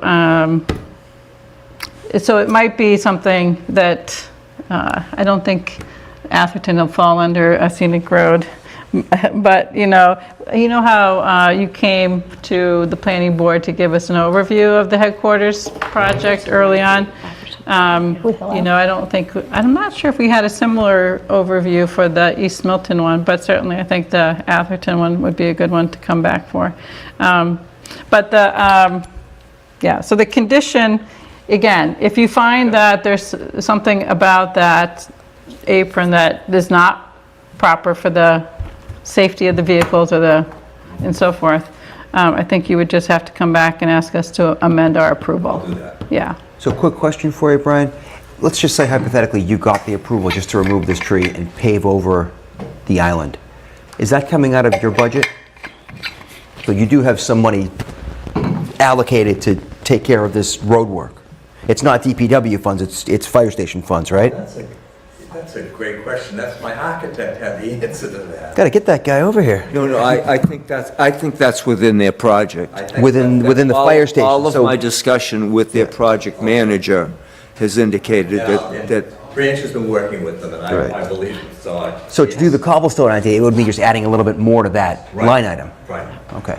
So you kind of have control of that is where I'm going with this. Understood. And the other thing is the tree won't be removed too prematurely, correct? You're not just going to go in and cut down the tree? Oh, okay. it would be removed contingent upon transferring 2,000 to the cooperative tree planting account. And then whatever other permits they would need, road opening permits, insurances, whatever. But as far as I'm concerned, unless there were any objections, then as soon as that money was transferred, I would give them a permit to go ahead and remove the tree. So the neighbors wouldn't have a tree there while all the construction was going on. So all the existing native white pines have already been cut. So now the site is a wide open site with a lot of dust and debris, and there aren't any trees to help capture that. So why is removing the tree necessary at this point in time when the tree is really only impeding the trucks when they're leaving, and that won't happen until the station is actually built? Well, part of it is that they have a construction project going on, and they have planned phases, and they're trying to meet all those phases, and we're getting into the end of summer, and they're going to want to finish by as soon as possible. So, I mean, they're trying to do as much as they can in as little time as possible. I have an important point on this exact subject to make. We're also trying to make sure that we complete anything that would be disruptive or impactful to the school year before the school year begins. In fact, when we purchased this land, the Archdiocese and St. Agatha's made a requirement in the P&S that we finish the new driveway, which we did immediately, only in July and August. And I am sure they're going to want us to remove that island, if at all possible, before the school year begins. Well, they want to remove the island because instead of taking a right, which they were forced to do, they're taking a right and a left, which is now dangerous there. Okay, so they're crossing. Without a light. So, that driveway was set up so that everyone had to take a right and go around. Can you speak into the microphone? Sorry. The driveway was set up. The driveway was set up so that when you come out, the island is there, you have to take a right. Now they're taking a right and they're scooting up and taking a left. Okay, so not very safe. What is your projected timeline now? Because it was 13 months, and it was 16 months, and it was 18 months. So are we talking another summer before this was done, and can that tree come down next summer? Yeah, no, that's a great question. It's about, thank you. Alan's here. He can give a much more accurate answer. Okay, all right. Alan is part of our ordinance project manager team. How you doing? Alan Crowley. Great. I'm a construction site manager for Vertex, who's the OPM, has been Great. contracted by the town of Milton. I think it's important to remember that this is a town of Milton project. So when we're talking about money, it's transferring Milton money to Milton money. It's, the reason the tree needs to should come down sooner rather than later is we're trying to get all of our street work, all of our tie-ins, power, sewer, water, all of that done before St. Agatha's comes back to school. So we're trying to get that done as soon as possible to mitigate the traffic congestion and the possible issues. So that's why we're trying to do that. We're trying to get this done as fast as possible. Just a couple points that were brought up earlier. Station 7,000 square feet, plus or minus. We have approximately 13 new trees going in on site as part of the landscaping plan. What size? I'm not sure off the top of my head, but I know it's about 13. 13 trees. And if it's easier for us to just give you guys trees, like we have to purchase them anyway, so if you want to stop by and take a couple rather than, we can certainly work something out. All right. So we have a motion on the table. We don't have or did you want to add something? Well, it sounds like we don't want to put the cobblestone as part of the 2,000, so I have to go back and amend that to just be for the tree, it sounds like. All right. So I will make a motion Just a minute, Cheryl, if we do that, then what's our leverage to make sure that cobblestone gets done? It would be separate. We make a separate, No, there's I think nothing coming this- before us. I think that the approval is still in there for that, but I said that those were going to be paid for by that 2,000. Oh, that's the only thing you're correcting? Yeah, that's the only thing I'm correcting. Because a tree, I mean,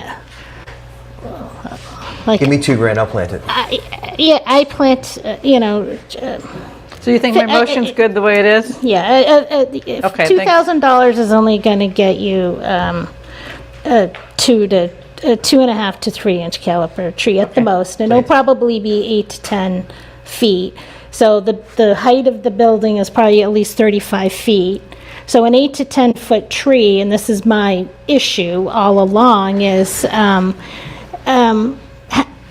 they're not big enough. The trees that are being planted by, and it doesn't matter if it's the town of Milton. I mean, I'm frustrated with the town of Milton. They're planting stupid little 6-foot crab apples that are doing nothing on sidewalks.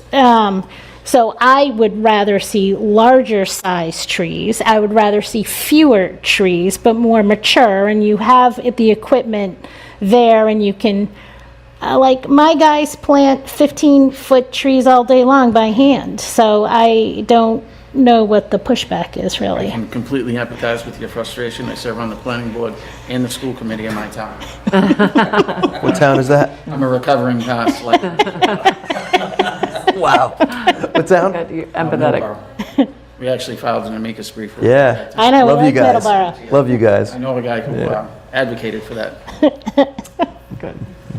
All right, so then I'm going to go back and change my motion, all Yeah, right? I think it's separating them out. Okay, so we'll make a motion to approve the scenic road tree removal application for the East Milton Fire Station project with the condition that $2,000 be contributed to the cooperative tree planting account per the recommendation of the tree warden, and that the project include a cobblestone apron at the perimeter of the island that's being removed unless that particular condition is not recommended by the Director of the Department of Public Works.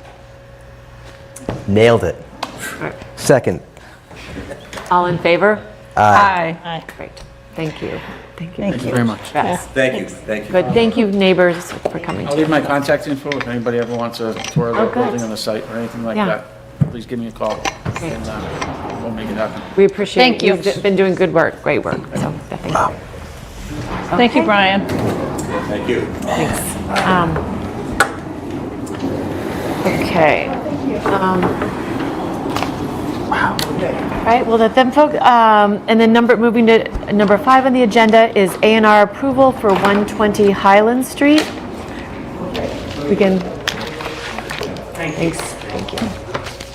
Would you like to join us?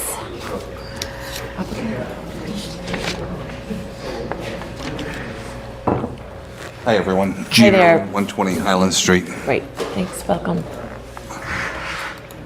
So, You'd like to just sort of give a, okay, so I've lived Okay. at 120 Highland Street with my wife and my kids for approximately 20 years. When my wife and I both grew up in Milton. We lived in Quincy for a few years when we got married. As soon as we could, we got back to Milton. And would like to subdivide the lot, either for family or for someone else. But when we bought the lot in the first place, what we noticed is that it was C zoning and that it was legal to do 2 lots there. So that's why we asked for an approval not required. So my question is, the home becomes no longer on it doesn't conform to setbacks for one lot or another because it's on 2 parcels now.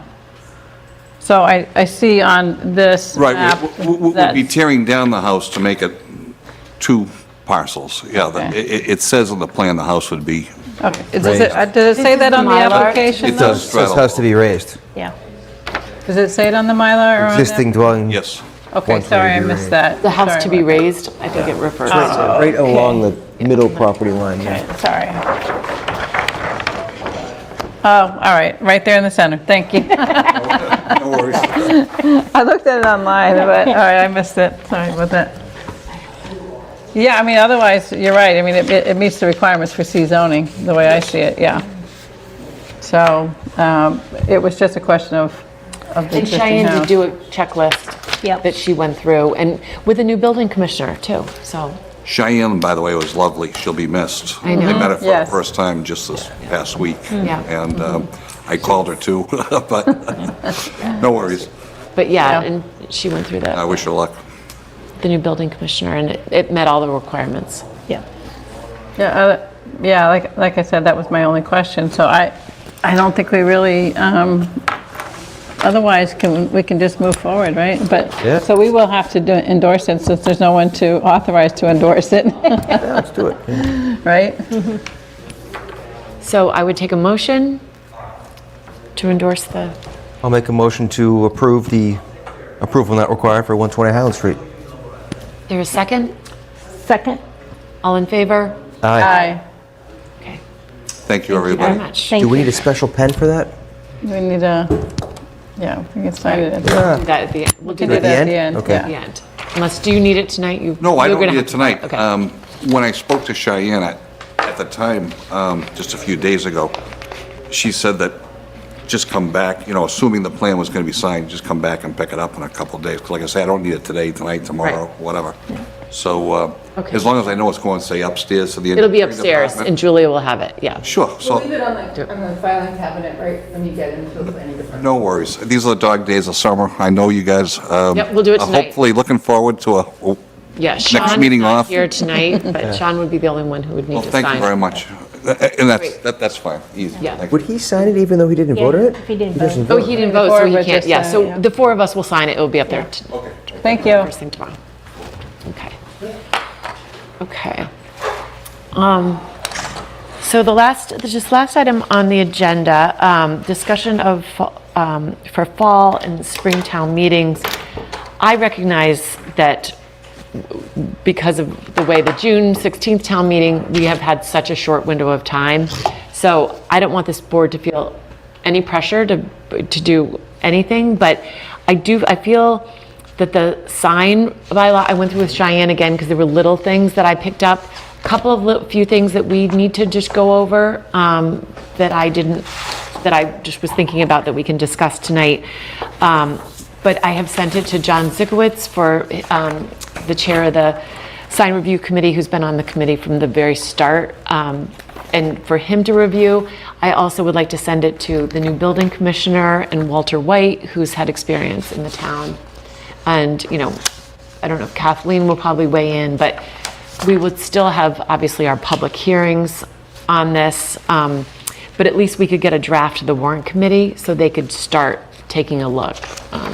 I started to look at signs as I've been out and about, and I do think it's worth, maybe the sign review committee already has some inventory of what they have seen, and around sizes and types, because I don't want us to, impose something that makes all of these signs no longer, conform, and not, they're pre-existing, so they would be allowed, but what it means is we're not, it's like the zoning that was imposed and nothing meets it in like the residence C. There's very few that really meet it, or in residence B even, there's so many that don't.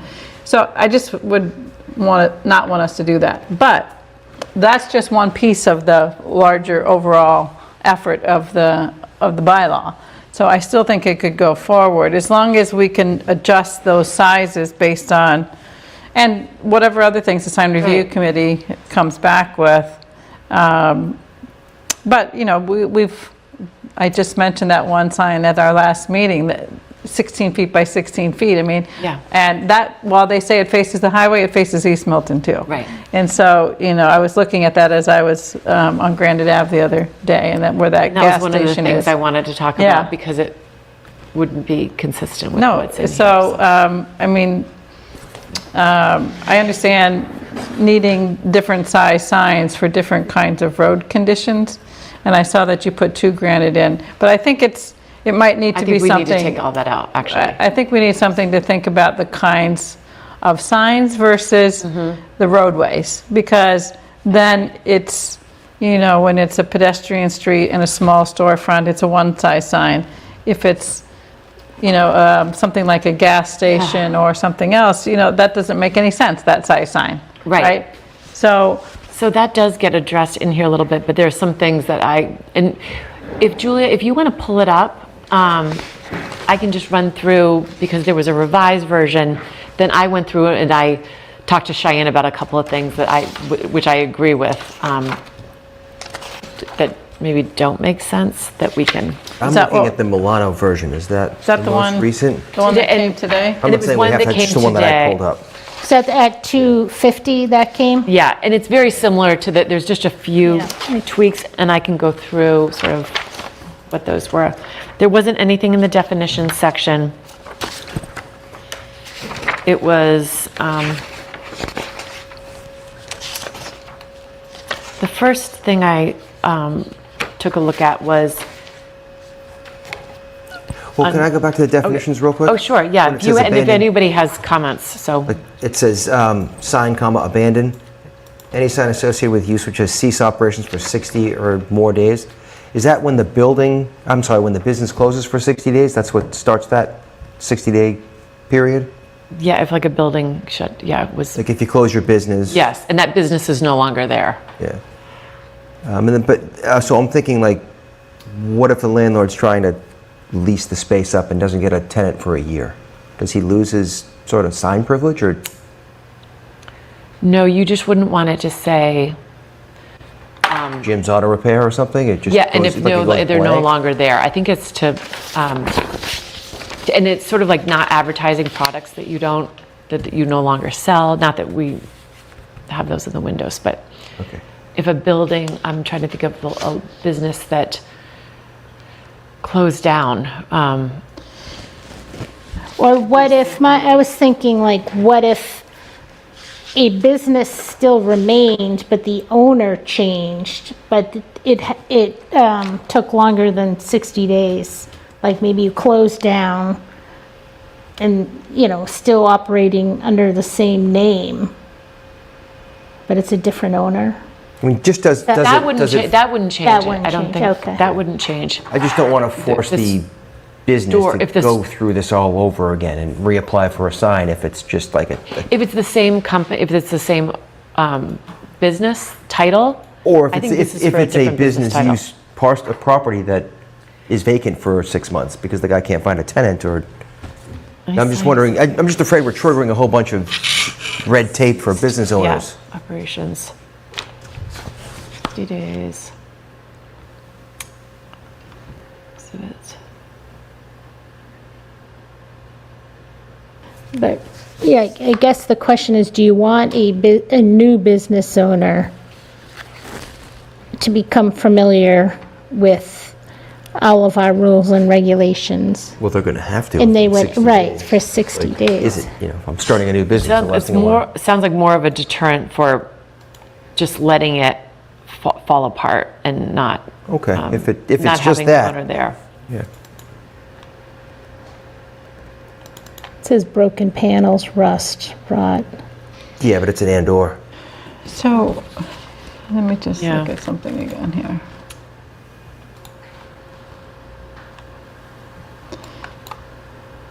Can we just like make a note? Because I'm looking now, it's no longer, is it really section 10? Because it's like, I'm looking at chapter, I pulled from the E code.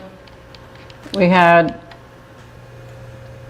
isn't it chapter 275-3.3 or something where there's signage? This is going to be a new, completely Yeah. new? Does it, well, we're going to need to say, you're going to repeal some sections and you're going to replace them with some section. So we're going to need that at the front of this somewhere, and that'll need And to be Nick tricked Milano's through. working on that right now. Okay. Nick is working on that. So I'll mark that for, So this, just for us to keep track of, I think, Yeah. because that, signs are like in a couple of places in the Yeah. bylaw. I can go back in and make my edits to this if you want. I just didn't think it was appropriate, but, for like the next meeting or something. Or we have to get this done soon, right? well, no, by the 7th, you could go in and make them for the 7th. And we could spend more time on the 7th on this, and just, we could skim through it quickly tonight and then. Okay, if I become too But cumbersome, I can I'll get do that. Nick, yeah, and I can get Nick's comments on that. If you want to go through and discuss some of them, Jim, depending knock on them Yeah. off. Okay. I'm okay with that, and we can look at the Same. amendment later, like, All right. I think we did that Same. last time, we talked about some issues, and And we can ask a question about the abandoned. Beautiful, okay. All right. Okay. Anything else under definitions? One. sorry, getting back to that document here. Where'd it go?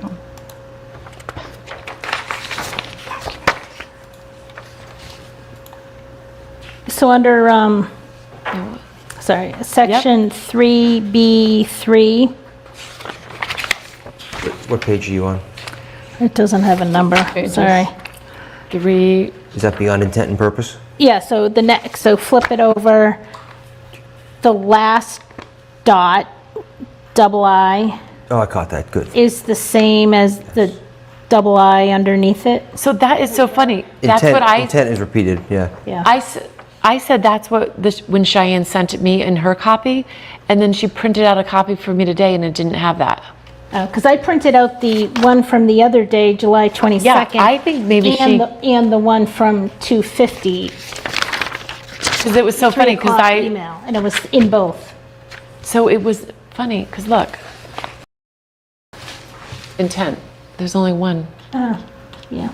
So, That's weird. Isn't that strange? Because I thought, because that was one of the things I was going to point out with Cheyenne too. Yeah, good, as long as we catch it.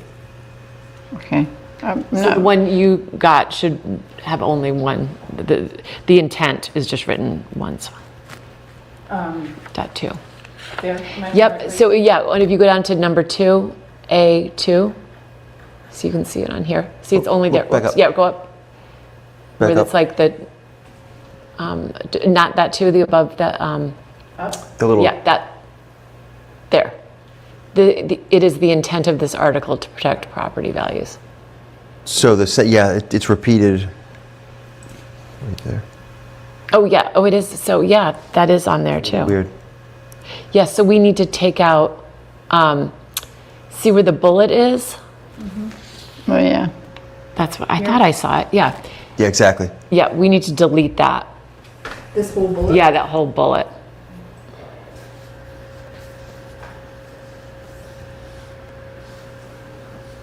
Perfect. Nice. There, it was there, okay. I wasn't losing my mind. Okay.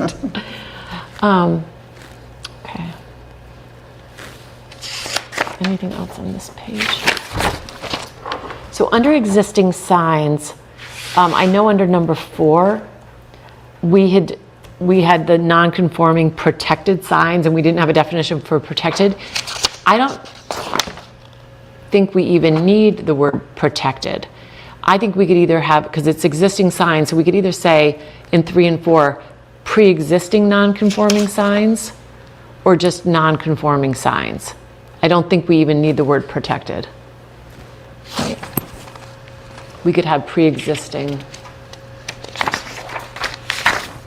It's just the type of signs. What do you think of that? I didn't have a problem with that one, to be honest with you guys, but I just thought it was fine the way it is. Under existing signs. Number 4. Under Signs existing. A4. So by Or definition, it's, protected. I just thought those were, I kind of got both of those, 3 and 4. you understood because they're I did. pre-existing. Yeah. Because I took it as Okay. protected signs are signs which fully comply with this bylaw prior to the amendments approved by Right. October 25th town meeting. So it's number 4. Number 4. It's the non-conforming protected sign. So it's that protected, and I guess it's, what, if it's a non-conforming sign, does it matter whether it's protected or not? I guess, what's the distinction? It's like, that's what we were questioning, I think, right? The distinction between Yeah. 3 and 4, like, what's the distinction? The distinction is, it's protected, but we don't really know what that means. I mean, that could be protected by the Dover Amendment or protected, Well, it's pre-existing. It's protected because it was a pre-existing. So, It fully I was complied. thinking about protected being, for instance, and maybe it's not applicable, but the Adopt an Island program. So I asked Cheyenne and she reached out to Marina. So I was wondering if our signs on our adopted islands would somehow be impacted by our sign review. And Marina said that she would like to keep, she would like to maintain authority over the islands, to maintain it. Which makes sense. And so it does make sense. But also if you go around town, everybody has a different Yeah. sign. A different level And, of yeah, and permanence. And- correct. Yeah. Yes, yeah. So I wasn't sure if that protected would somehow be like the Adopt an Island sign. And maybe it's another conversation outside of this, but should there be some type of, So maybe it should be called exempt instead of protected, because I'm looking at number 8 says exempt signs and prohibited signs. And I'm sorry, I don't really know what page this is. Let's see. I think I'm scrolling here. It's not telling me the page. Why not? Page, yeah, so it's on page 2, starting on bottom of page 2. Julia. Well, at least it's saying to me it's on page 2, but it must be after the definitions. Yeah, it's a little bit further. Must be more than page 2 then. Process. Sorry, it's not page 2. no, section 8's like, I just wasn't sure where If somebody that has, went. I don't have a hard copy with me, but if you can find where it says number Yeah, 8, it's exempt number- signs and prohibited signs. It's under 8. 8A. Those are, Yeah, 8A is exempt signs. Yeah, okay. that's a protected sign, I guess, but is that the same, or maybe it's not a protected sign, because this doesn't even, none of these fall under any jurisdiction of this at all, right? So when I owned, we're all familiar with Bent's, right? When I owned Bent's, it was a single user space. It had this, it still has this giant sign that says Bent's. Right. I assume that that is a non-conforming protected sign. Yeah. That's what I think. That's Why an is it example. protected, though? Well, because just because we passed this article doesn't mean you can come to me and say, hey, Bent's owner, take that sign down. Right. It's protected because it's always been there. But if I, for some reason, change ownership or something happens where the Bent's goes out of business, the next owner would never get approval for that sign. But when I think of protected, it means, that to me connotates that the next owner gets to keep that sign. Oh, I take it as the See, existing. that's what I'm saying, it's not clear, I don't think it's clear in here, Jim, because you view it one way and I view it another way. That's why I That- think taking it needs to out, be clear. protected. I think it's just non-conforming. Okay. It's just a type of sign. It's a non-conforming sign that either still would go forward and meet the criteria or would not meet the criteria. So one of the things I think that's come up over the years is that there was a sign on one of the buildings on Granite Avenue, East Milton Square, and every time there's been an effort to kind of change the type of sign that can go there as the businesses have changed, the owner or applicant, whomever, has said, no, it's protected. I had this kind of thing before and I can have it now. And I think that's the kind of thing we don't want to continue, is that, that it just forever, so you can never ever change that kind of sign, no matter how many times it changes over. That doesn't, I think that's kind of one of the reasons that people thought that the bylaw needed to be changed, right, Meredith? Yep, and so they go before and every time they apply, they apply to the sign review committee, the sign review committee denies it, and then they appeal it, and then there's no grounds to win on appeal.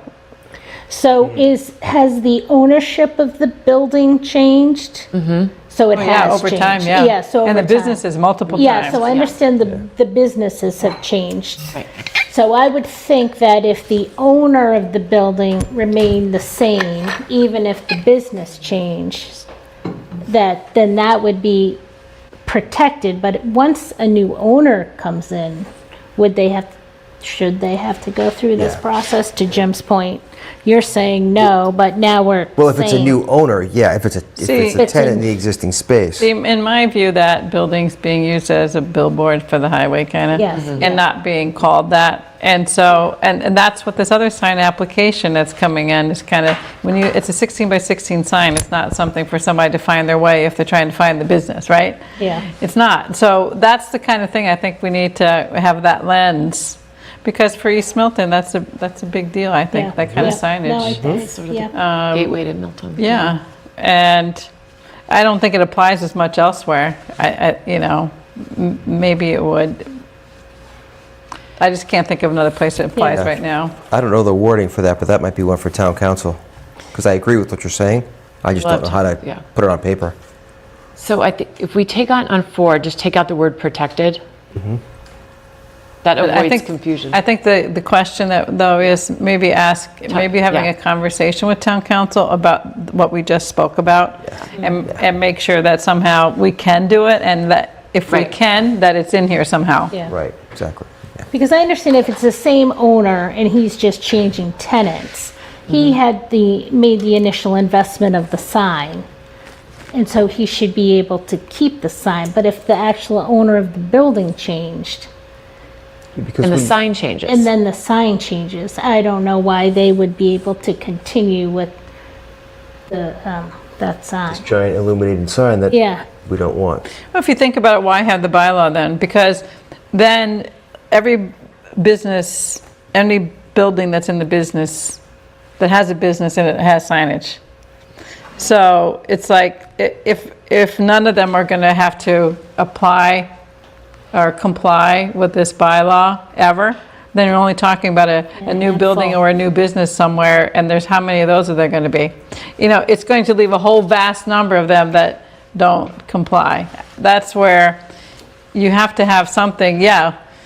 If you have a business that's operational, it's ongoing, they don't have to comply. But when that changes, it should have to comply. And then eventually, you're going to have everything that's complying Yeah. when they turn over. The only problem there is that if I'm a landlord and I have a sign on my building and I'm leasing space to a new tenant, it's kind of understood that they get that sign.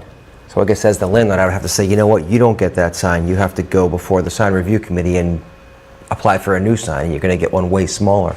So it could actually detract Not if from they're the not value. changing the sign. It's if the sign changes. Oh, so it doesn't relate to the tenant. No, it's in here, like, where is I that? thought it was a change If of. it's a new business, though, but you're saying if it's One new the business in an same- existing space with an existing sign already attached to the building, that doesn't conform. How would that not change when the new business came in, the sign?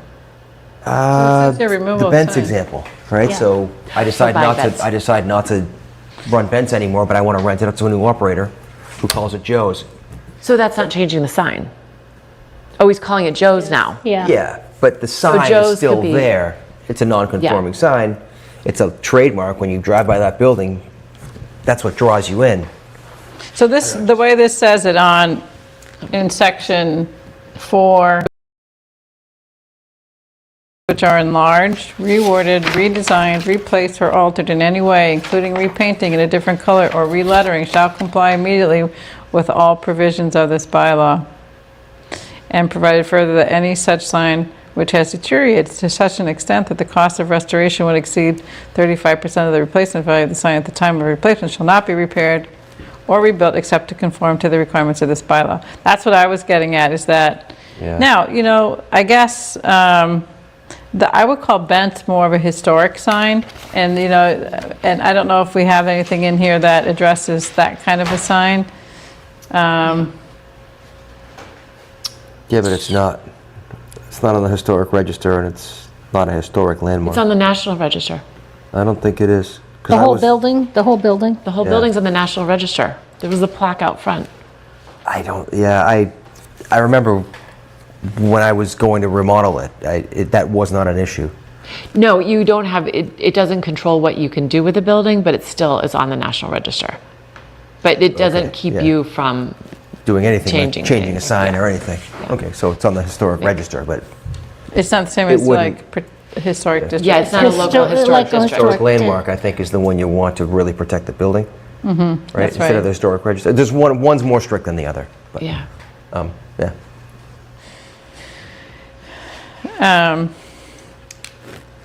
You know, I do think it's a good question, though, Jim, in terms of, I think of that as a historic sign.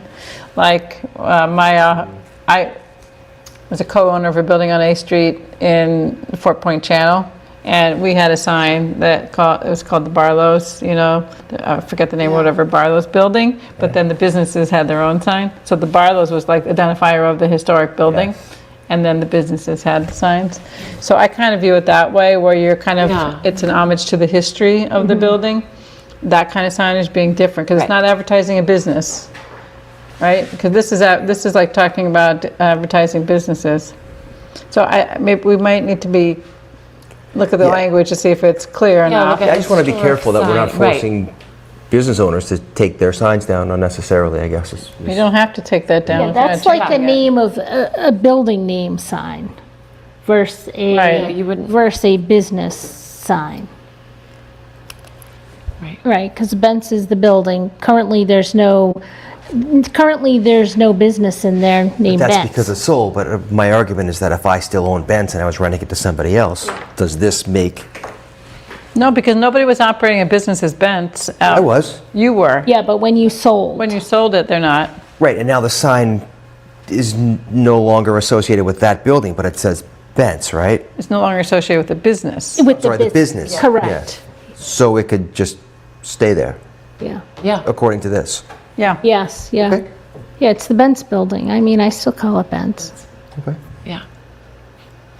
Yeah. Yeah, I don't read it that way, but Yeah. that's okay. It's all good. Yeah, let's keep And push we'll have forward. this reviewed by town, Yeah. town council too. Okay, removal of existing signs, abandonment, sign permits. I had just added under sign permits B, there were a couple of periods after, like 1, 5, 6, or 6 had one actually, but just a couple of periods there. Anyone else have anything there? Processing time. Yeah, so I just, Issue. I just had a question about the town shall process sign permit applications within 30 days. Is that enough time? I mean, I know, we all want sign things review? to, yeah, is that enough time for them? I'm 30 running this days is by, fast. it is, I'm running this by John Zigowitz, who's Yeah. the chair, to see if that's enough time, if it should be 45 days. Because it says if they, like, what if they don't meet? What if they don't have a quorum? And sometimes they do have to continue the public hearing on things. So I'll ask John Yeah, about because it that. says shall process, so is that taking a vote, or is it just, but if they Yeah, don't have a because- quorum, how can they, Yeah, so this is actually the last sentence. If the advisory recommendation of the sign review committee is not received within 30 days. yeah. So they might have to call a meeting just depending upon the timing of an application, to your point. If they, I don't know if they meet monthly or if they call it on as needed, but it's worth asking about that for sure. Yeah, okay, great. And then, to jump in if anybody else has something before, but under design review, I caught under B, the sign review Can committee. you just, I'm sorry, Oh, sure, before yeah. you go back, right above the processing time permit issuance for that number 4, that had the red line? Oh, right yes, there. that, we made that Yeah, change. so I was thinking, Yeah, as well as visualization. as well as visualization or 3D rendering, because the visualization could be like a photograph that they kind of put the sign on, and that's different from a rendering. Well, some people might think of them as exactly the same thing. So I guess you could say just say a 3D visualization or 3D rendering. I don't know if you need like visualization of 3D rendering, is this clear? You know what I mean? Yep, as 3D So, visualization or 3D rendering. Yeah.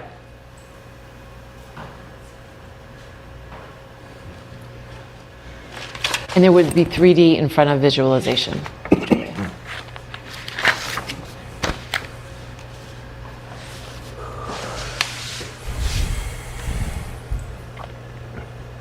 And another 3D there.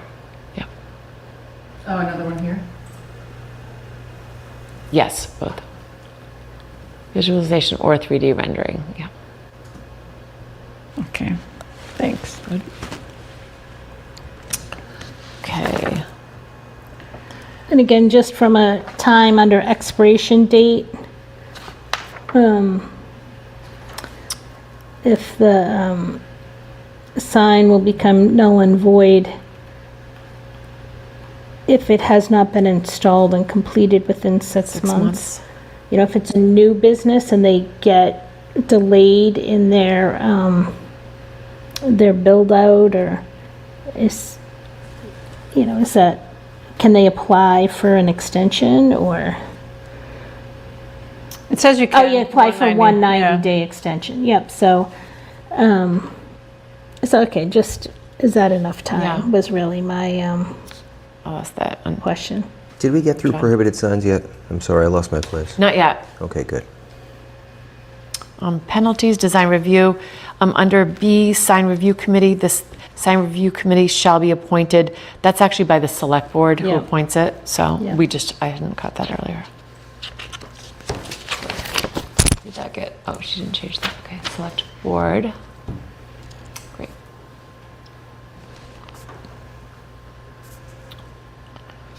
Annual basis. Did she, oh, you know what, she didn't go, it's funny. Above sign review required, well, no, sorry, right there, sign review committee, there should be a period after committee. No, not, a line above that, sorry.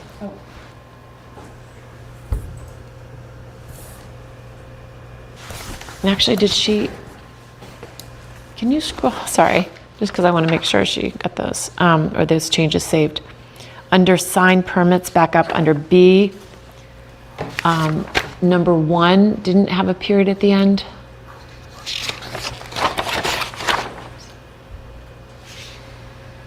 Sorry. It's there. It's in It mine. is, okay, under, came out under to- sign, under 5B. Yes, okay, she did put a period there. A period after number 5. Is there a period there? Okay. And then height of sign, there's a period there. Okay, great. I just want to make sure. Okay. So then, under process, down under 6C. Can we go back to B for Yep. a sec? Yep. Do you think it makes sense to mandate architect, urban designer, or planner? Which one? I'm sorry. The committee? 6B, the sign review committee, the makeup of the sign review committee. It's always the director of planning community development. There There's- usually is an architect.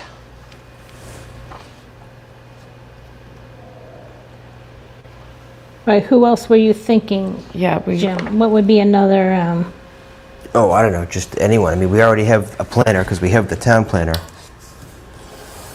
Urban design. Well, these signs are mostly going on buildings, and the drawings that are prepared by architects, a graphic designer? I mean, you could have a graphic designer, but I do think,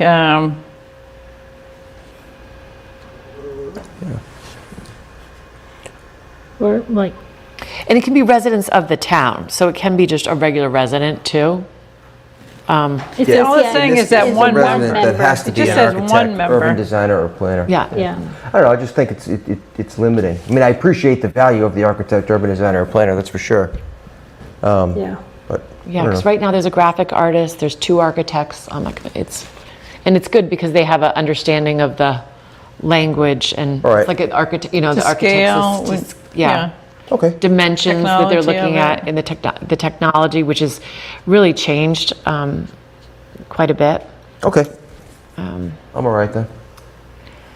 Right, so C, under that process, number 1, I think we meant to have it be the last line in that I, sign review committee and/or ZBA. So it would be, So Include all we should talk information. with the select board about changing from them to ZBA, so that this isn't just sprung upon them. yeah, oh, for sure, this has to be, Yeah. reviewed. So, This is taking off,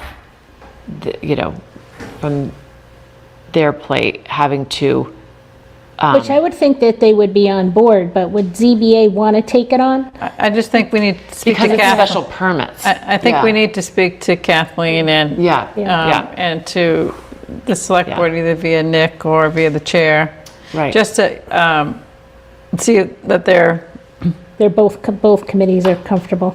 yeah. Yeah, because, yeah. And so then, Because right now, the select board has just been handling the appeals. So that's sort of where we're putting ZBA in. I think it belongs there, I just think we just need absolutely. to do the outreach. Yeah, I agree. and then in 2, at the next meeting of the committee, not less than 14 days after the receipt. Again, is that, if it goes to ZBA or sign review, is that enough Sorry, time? where are you looking at that? Oh, process. Process 2. Oh, sorry. Process 2. Oh, yeah. Is that enough time? That's Yeah, a again, John question. 14 days is like, How often does the sign review committee meet? Is that monthly or is it just as needed? It's sort of as needed, I think they've been meeting, but But 14 days is not much time. not much time. I agree. It doesn't at all. clarify Agree. whether Yeah. it's calendar days or business days either, so. Yeah, so John Maybe it does somewhere wasn't else, able to but- make his comments for tonight, but he said, I'll be able to look it over the weekend. Before our next meeting Yeah, then. yeah. If he has anything that, in advance, that we can Yeah, review in advance, that would be I'll send helpful. it over, yeah. I just get nervous about putting times on other people. That aren't realistic, Yeah. So number 4, I thought this should be, this was sort of vague. Failure of the sign review committee to make a recommendation within 30 days from the date of the submission of application materials to the chairman. And I talked to Cheyenne about this, because what chairman of who? And I thought that should be director of planning. So again, this is like 30 days again. All of these dates, all of these timeframes should be something that John, Yeah. the committee weighs in on. Yeah. Just have him look at every one of these timeframes. Maybe it's 60 days, maybe it's 14, I yeah. would think that term chairman refers to the chairman of the sign review committee, because is that who they're? But it's the chairman of the sign review committee is part of the sign review committee. Yeah. It's, the application goes to the building department. And then from So the this building would- department, it goes to the sign review. It doesn't go to the planning department, does it? No, but then what happens is the sign review committee makes their decision. They would let Tim know, and Tim would let the building department know. So it sort of followed through. So then the next line I have, the director of planning shall forward such recommendation in writing to the applicant and the building commissioner. Well, I just happened to be in the building department. Planning department. No, Building building department on Monday. And Cheyenne came in with an applicant and said, oh, these guys are looking for information on their sign. You know, and the application goes to the building department. So she had to like walk them over to the Right. building. So, So it starts with the building department. Yeah. Then there's, and in here, in the process, they have to make a number of copies of the application, and then that goes to the sign review committee. And the sign review committee votes, is my understanding with Cheyenne. The sign committee votes, they let, and the director of planning sits in on, oversees that committee.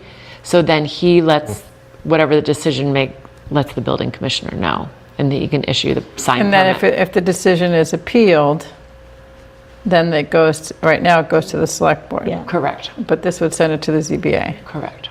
So that applicant was just confused as to which department he was supposed to go to. Yeah. So that's what we're trying to solve, is when a business owner Yeah, this is reads this, then they know the exact department to go to, Yep, exactly. And what all the materials that they need, Yeah. similar to our site plan review. yeah. So again, this all will be run through, John and, So did you want to change chairman to planning director? Director of Planning. Yeah, why don't we put that in, and then I'll,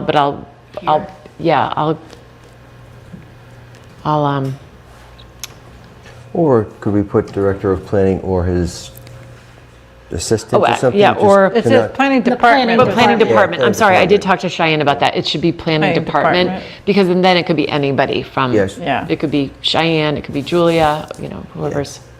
whoever's sitting in the chair. And the next line down, the same thing, or Yeah. number 5, the chairman is replaced The with the planning department. Yeah. Perfect. Okay. All right.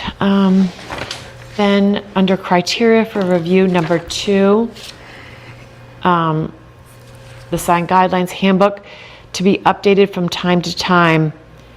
It seems like that should be the planning department,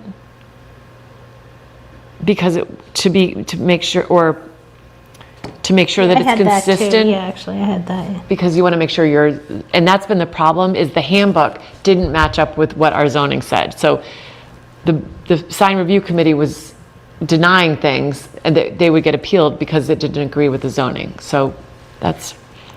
And the only reason I was thinking about the planning board was because I feel like the planning board is the board where things get discussed, as evidenced, earlier tonight, where the select board, they don't seem to allow for back and forth discussion. So I just feel like this forum is better for if there's a change and we want to Right. hear. And handling it through we can say planning department. Yes, So that yes, yeah. that would include us, but... Does it include us, though? I Well, think it could they're two be, separate it could be entities. it really Says should be planning the, department. I think the director should be part of his job doing this, but with input from our board. And we could say that. You could say, Nowhere are we mentioned in this. well, you could say in consultation with the planning board, Yeah, okay. Yeah. because it doesn't have to be Yeah. approved necessarily by Right. us, but in consultation, right? Because I read this and I didn't see planning board anywhere. Yeah, But we're, Yeah. we're writing something for everyone else. No, we're just giving up authority, if that we means don't- anything to yeah, us. we don't It doesn't mean have a it lot to now. me, but, if you guys are adamant about signs, we have no say in this, just for the record. Well, if it's a site plan approval, we can weigh in on that. Yep. But Yep. if there's no site plan, if it's just somebody applying for a new sign, then we don't have any jurisdiction. It goes just to the sign review committee Okay, currently. as long as we understand that, that's fine. Yeah. Okay. I think that by being able to work with the planning department to update the guidelines, and by setting the zoning, we do establish a role, we're just not in a role to review the actual applications, which is consistent with what it's been, but what we haven't had is consistency in the zoning and the guidelines, and therefore it's made it, more signs go to appeal than probably should. So it's really just a cleaning up of the process, because the signage has come in under the zoning bylaw.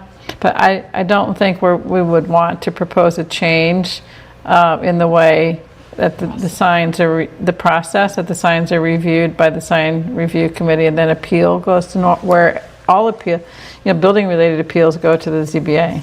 That just, and maybe Kathleen will have a different view on that, but when she It gets back sounded from like her she trip- agreed Yeah. when she was listening in there, because we were Yeah. like, we think it should go to the ZBA, so it should be, we should ask her Okay. to go through this too.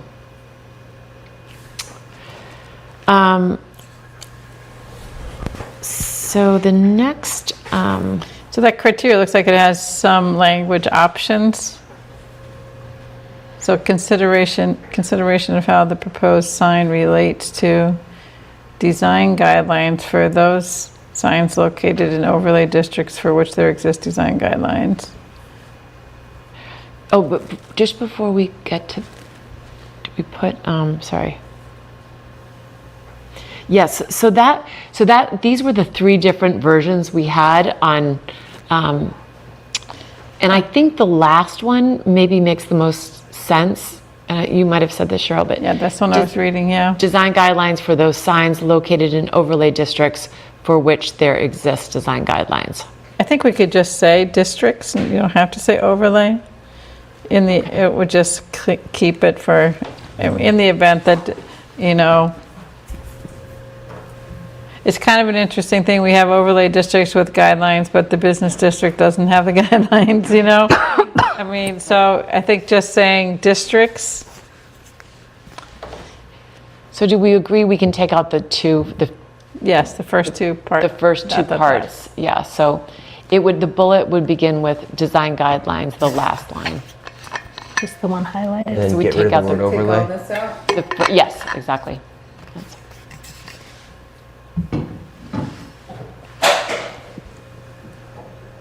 Yeah, Perfect. okay. And then there was, yeah, nothing else that I had on that page. Did anybody else have anything on that page? Recommendations, I thought that was good. Appeal on special permits.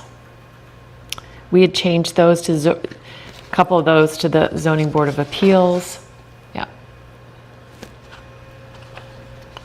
Special permit granting authority, ZBA. I just, sorry, on the, back to the Yeah. D3, back to D3 for a second. The context of the building facade, I just think context could be the design of the building facade. Like, what is context of this facade? Context, I Yeah. think of as being like other buildings in the vicinity.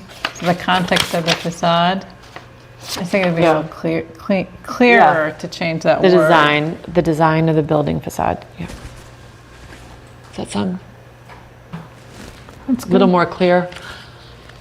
Thanks. Okay.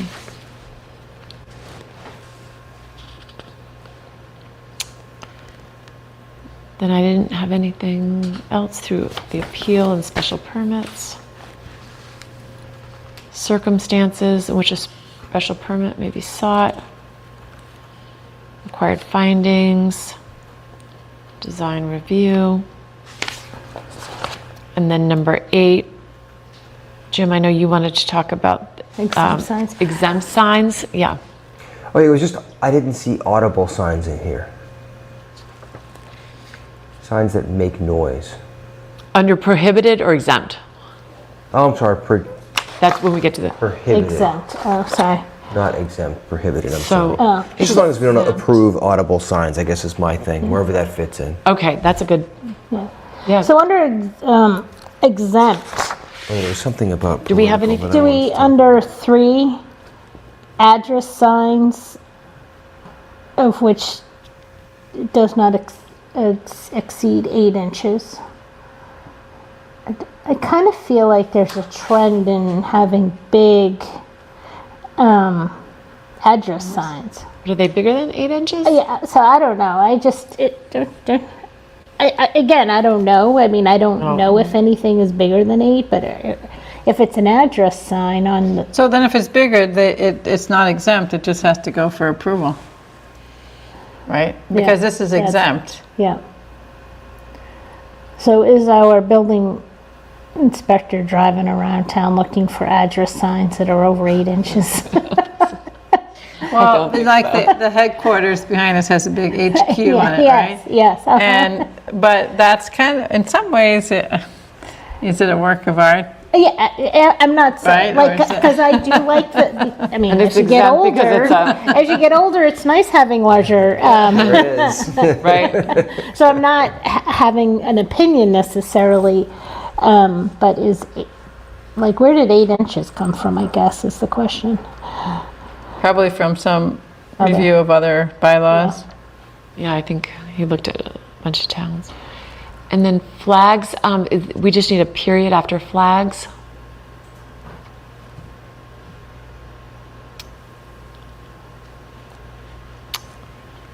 So here we have signs sanctioned by the Town of Milton Historical Commission, which display historical information about buildings.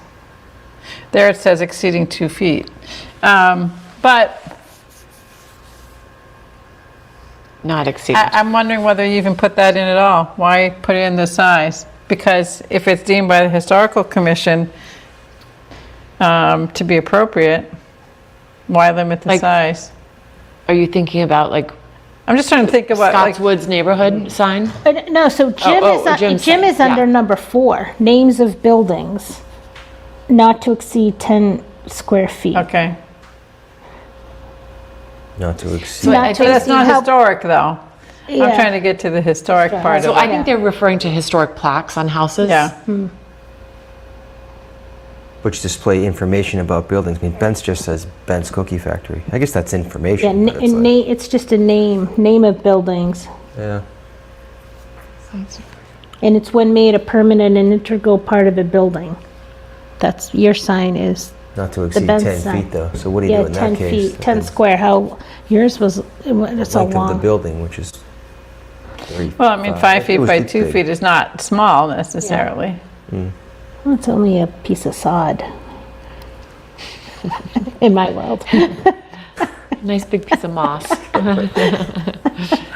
Well, again, it seems to me like, they could go for an approval can go- instead of yeah. being exempt. Yeah.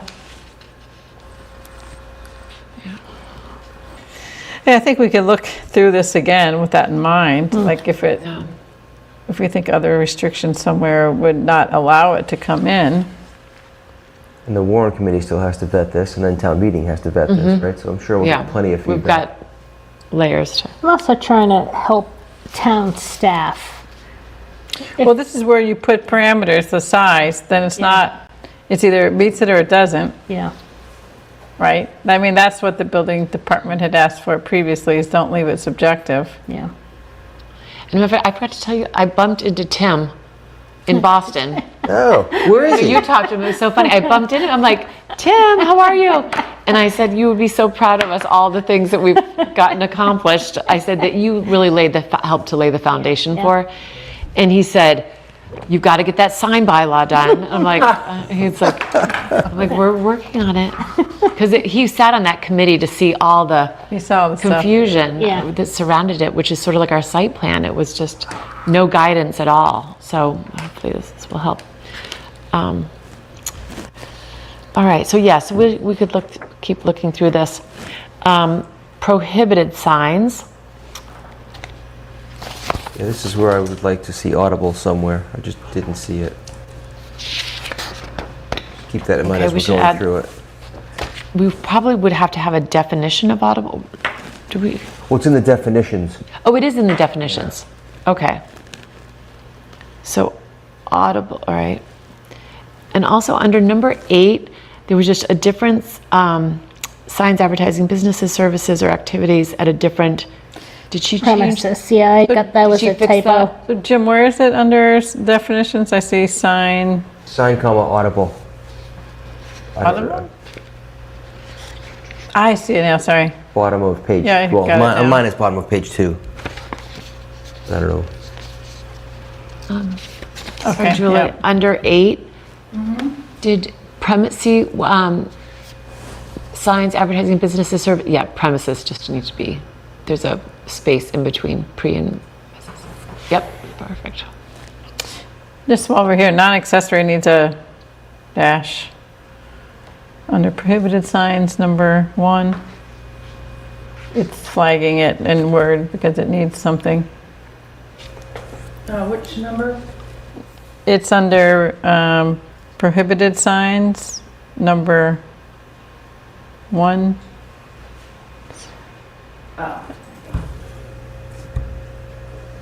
Thank you. Okay, and then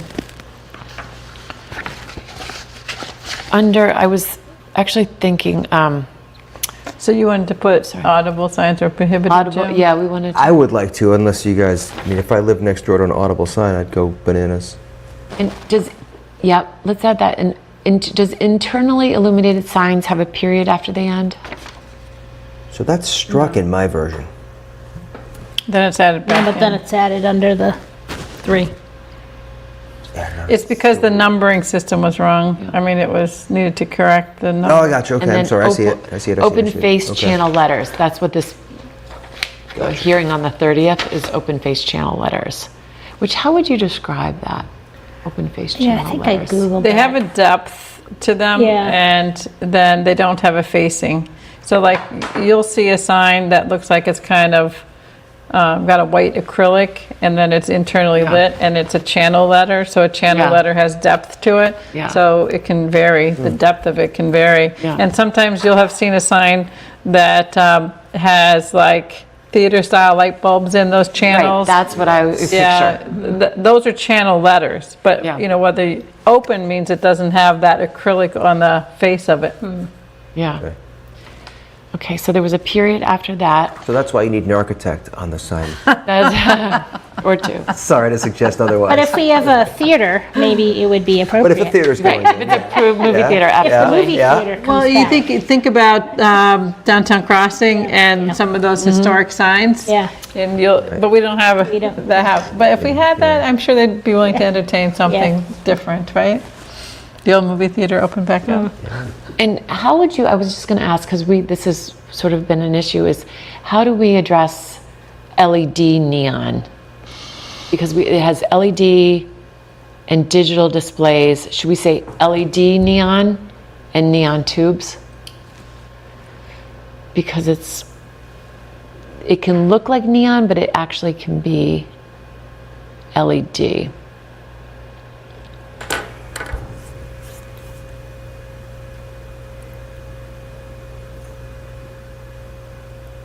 Well, I think if you read the whole thing here, or an exposed or visible light source, the light itself in neon, right, is the exposed light source, and LED, it's the same thing, right? So it's like you don't, in some ways, like this is saying including but not limited to, and then it lists the kinds of light source, the incandescent, the fluorescent, the LED, certain types of LED, and neon, because neon is distinct light source than LED. But, so you could just say, why call out, I mean, you can still, I suppose, call out LED price and digital displays, but you can just say LED, period, because LED comes in strips too. You know, so as a light source. So we're listing light sources, except that we're saying LED price signs and LED and digital displays, which we're describing now the type of sign instead of just the light source. I don't know if I'm explaining or that if you said very well. neon or neon style lighting. Because I think the fear is that you have a light that looks like a neon light, but it's not. It's powered by LEDs, which I'm sure somebody has out there. And you could So you kinda- could say like LED strip, LED, or neon-like LED, I guess is what you're neon light, saying. yeah, neon like neon style. The neon neon light type, is great. yeah. Sure. maybe neon tubes and Comma neon LE light. and neon like LED tubes. I think you could just leave out the tube at that point, just call it neon-like. Neon light. LED yeah. neon. Yeah, because Yeah. what if there's some other technology coming I know. down the... Exactly. So I'm taking this out here? No, I No, think you could leave that in. I was We're just kind going to of add it at the end. just Oh, and throwing out different ideas. Comma neon tubes, yeah, and And then can we add 29 and say no audible signs? yeah. I'll be so happy. neon tubes and Neon-like, so neon-like. Where's there an audible sign? There isn't. That's the idea. LED. Outside of Milton, anywhere. Oh, I don't know if you're like entering a parking lot LED, sometimes. it's not really, The automatic gate you know, says like you'll proceed or see a lot of something, or buildings that wait have or- like those lights that are linear and like it's blue or whatever, and they're kind of on the facades. That's what this would prohibit too. I mean, that kind of, I suppose, because it's not necessarily, well, I don't know, maybe it wouldn't. Does this prohibit the little, like, all the open, you've got all the open going forward, because they're starting to pop up, and then, So those are not allowed, because when I owned Bent's, I had one, and Jay came in and was like, that's got to go, and I was like, okay. so now you're seeing them pop, and it's just not being enforced then, probably, but, Yeah. They're really inexpensive. they're really, and They they're, hang right off a chain in your window. and El Barrio in East Milton Square has some new little thing. But I like their sign. They have a really nice, tasteful sign above. But okay, I think this addresses that. And then audible signs. Yes. Just, Yeah. yeah. I mean, I just feel like if we're trying to control like light bylaw for homeowners, Right. So if you're, it should be on businesses too. We're trying to decrease all the lights kind of everywhere in town. Right.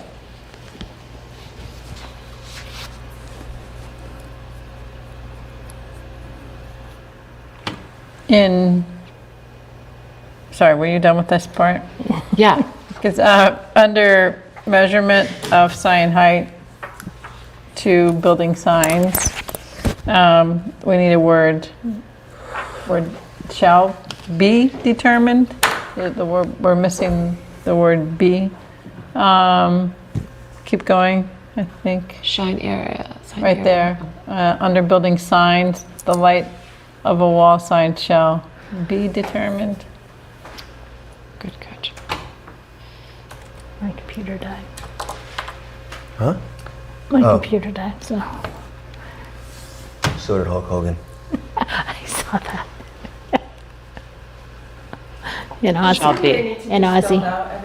Ozzy was a I couple days ago. think you That was a could bummer. put it in He did a parentheses. farewell tour 2 weeks ago. Parentheses in the beginning and right? then. When I put I knew it in was coming. ZBA, I put in ZBA, I didn't, and then after that, it was, zoning board of appeals. So, I think you could put ZBA in if you put it in parentheses the first time you put it in, right? yeah. Yeah. Right. You and wanna then go it- back yeah, and then do- it and do carries that? through the Yeah. document. Yep. Tomorrow you can do it. You don't have to do it tonight. Although, if you're in tomorrow. Okay. Then under 10C right away, the second or the third line up from the bottom, I thought this should actually be building commissioner instead of, it says select board. Because it's the bonding of the sidewalk or insurance requirements as determined by the select board. Wouldn't that be a building commissioner? Seems like it. Because the ZBA wouldn't really get involved with the bonding of that. It would. Building commissioner or DPW? I know that they're streets. I don't know.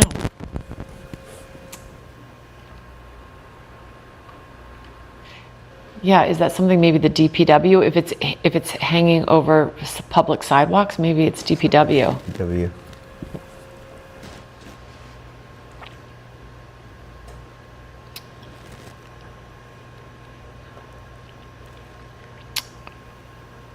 Okay. I didn't have anything else. There needs to be a period at the end of that right-of-way paragraph. Oh, yes. I know that in Boston, for example, there's the Public Improvement Commission will approve things that go over the sidewalk. So maybe it is DPW, but it's worth asking here. Yeah. Ask on that. And it was funny, we were, you know how we were talking about horizontal sign, that, because they are really charming when they, Yeah. Newburyport, a lot of towns Yeah. have them. Yeah. The only one I could find, the Milton Dental, between the nail salon, across from Abbey Park, next to Dunkin' Donuts. They have one, the Milton Dental. I think East one- Milton Dental. I think One Elliott has one I was on the gonna Adams say- Street side. yeah, There's one sign I was gonna sticking out. say, yeah. They look great on brick buildings. They look Yes, yeah, I was fantastic. going to say The there's blade one down there. signs? Yeah, The blade signs. signs. Oh, yeah, One Elliott does Yes. have one. Down there, Yeah, there's the one. blade signs. Yeah. Yeah. There's a couple around. Because I was looking at the size of the, like we were talking about. I like the Well, blade one-offs. I don't like it when there's a signs, yeah, I whole like row blade of them. signs. That- Yeah, One-off is they're cool. very cute. Especially if it's a door where you can't quite see, and then Yeah. the sign's like, oh yeah, this is it's. So then under doing its job. maintenance, that needs a period at the end?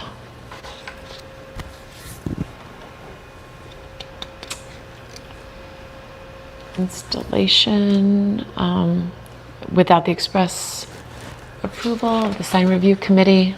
We put in- That looked good. Is this where we should? Are we going to address murals or no? And is this where we should do it?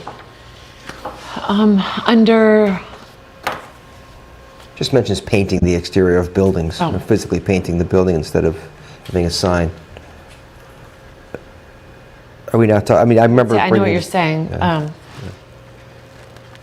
mean, I kind of struggle with murals a little bit, especially on historic buildings. So I never liked them, but the one on Abbey Park looks pretty good. Yeah. You know, it's just a nice little, I don't know, just, do we want to regulate those? Yeah, or- I know. I struggle with that because then as a business owner, you kind of want to do what you want to do for your own, Yeah. like, Yeah. to Well, I identify think if somebody your went business, before the but- sign review committee Yeah. and it was like, yeah, this is, you know, it's not prohibited. Yeah. I don't think they should be prohibited. Yeah, no, I'm saying they're not No. prohibited. So it could be, and maybe the ZBA says it's okay. I think sometimes it's nice to stumble across, especially if it's just like a concrete wall. Yeah, It no, would I be agree. nice, but I Yeah. would hate to devalue a historic brick. Right. So which, So illuminates. So in this, I left the prohibited illuminated signs in this section as well as putting it in the other section because I thought it reinforces. Sure. So we should. And so illumination. so then do you need to update We Neon under tubes. number 2C? Yeah. And we'd need periods after prohibited. After all of these. Yeah, just a period. And then we'll add in LED, price signs, LED, digital, and comma, neon tubes.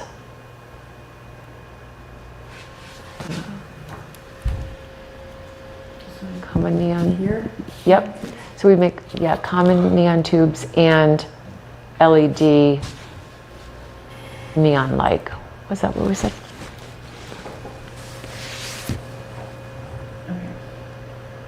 And Did we say, neon lights? did we say neon like? Neon like, I think. LED. LED. Like LED. yeah. Oh, did we leave out LED or we kept LED? We kept LED, but we put neon like LED. LED, okay, but Right. then didn't we discuss that in case some other new power source comes down the pike, we're, Yeah, that's neon like. oh, taking out the word LED, I thought. Did I No, miss we that? kept it- Oh, okay, okay, that's all good, okay, I think that, good. right, this one can change. I think that was that. And then under 11, residential, take out the Lang related to historic society review. I think that was Tim's note to himself. Like, if it's in a historic district, does it need review? And it doesn't, so.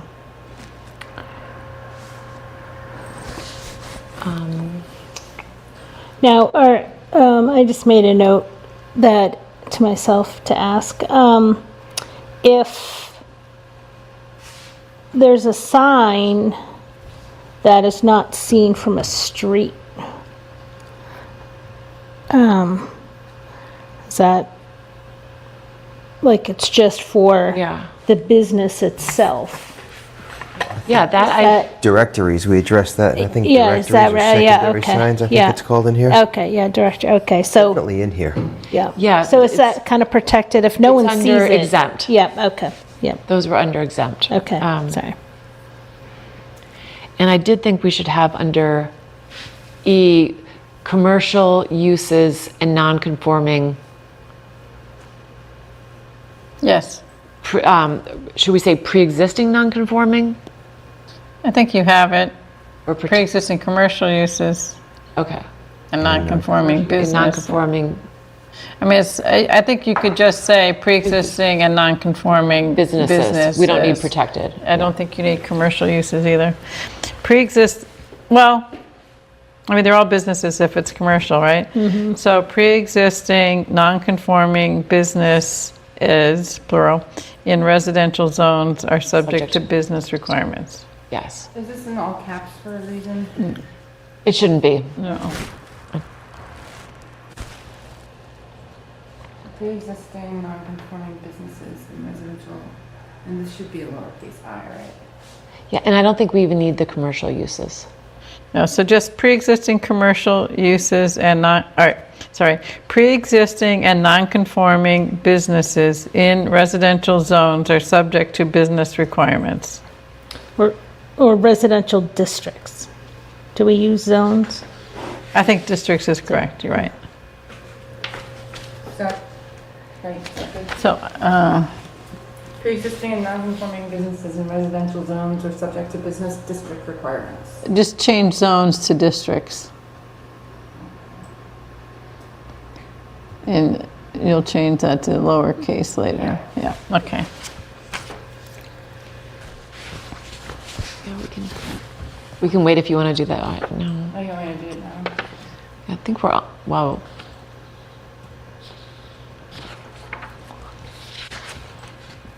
Because we don't have that much more.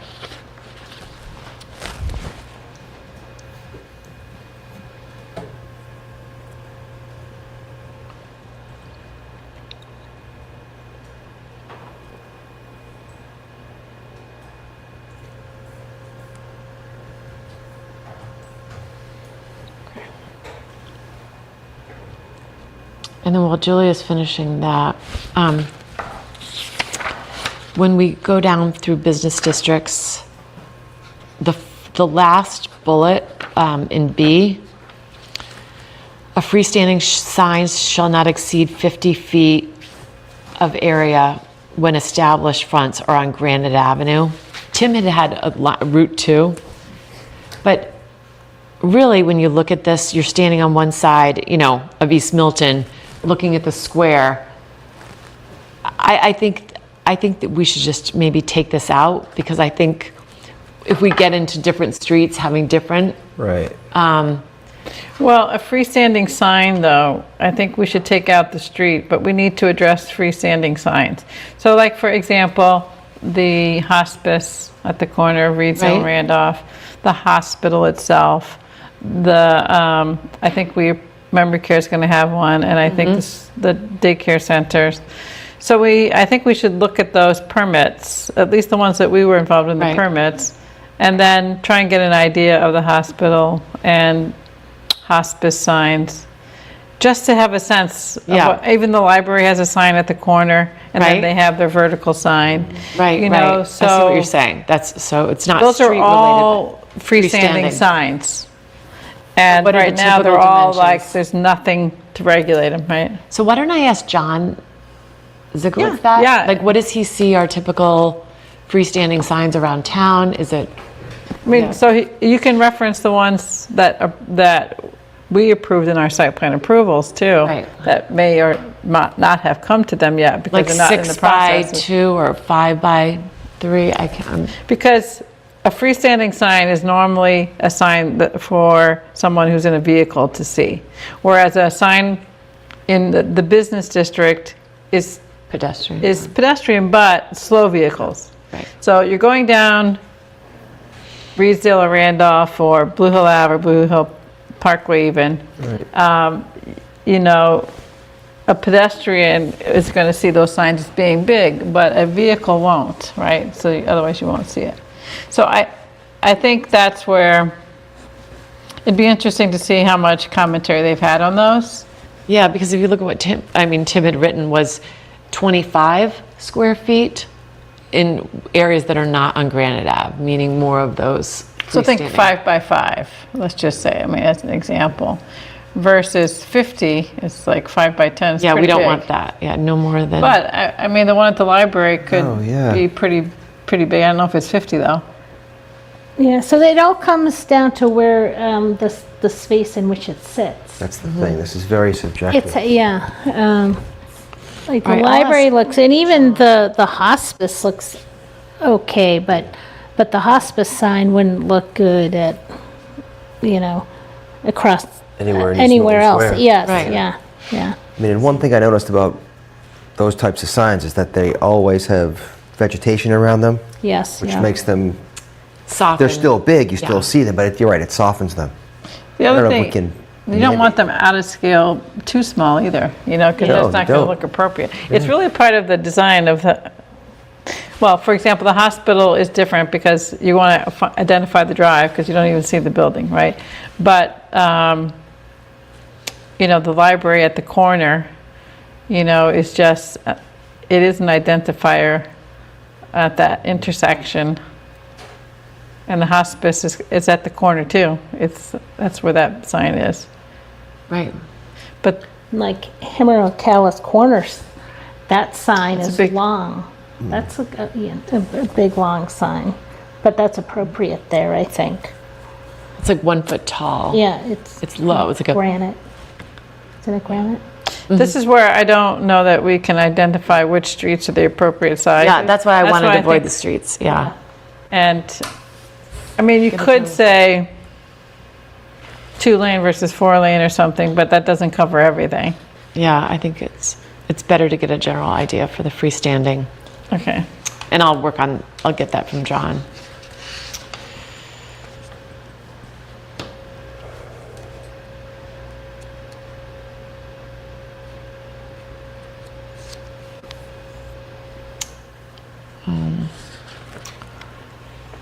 Okay. So down, signs painted on windows, sidewalk signs. So with sidewalk signs, why are we allowing only, like, I'm sorry, no plastic? You guys catch that? Is that an issue for anybody? Because I remember when I owned Vance, and then when I put out the sidewalk signs for the Scout wreath sale, we have these wooden ones that are really heavy and really cumbersome. I mean, if I had an employee who had to put a sidewalk sign out, they're not going to hurt themselves, but they're just big and heavy. I guess I just don't see the need to, prohibit plastic. Is that? I feel like all of the sidewalk signs, for the most part, are plastic these days. Yeah, Don't you? yeah. Relatively inexpensive, durable, Yeah. stand up to the weather. I mean, they're making them better, like they're making them black Look now, nicer, not yeah. just all white.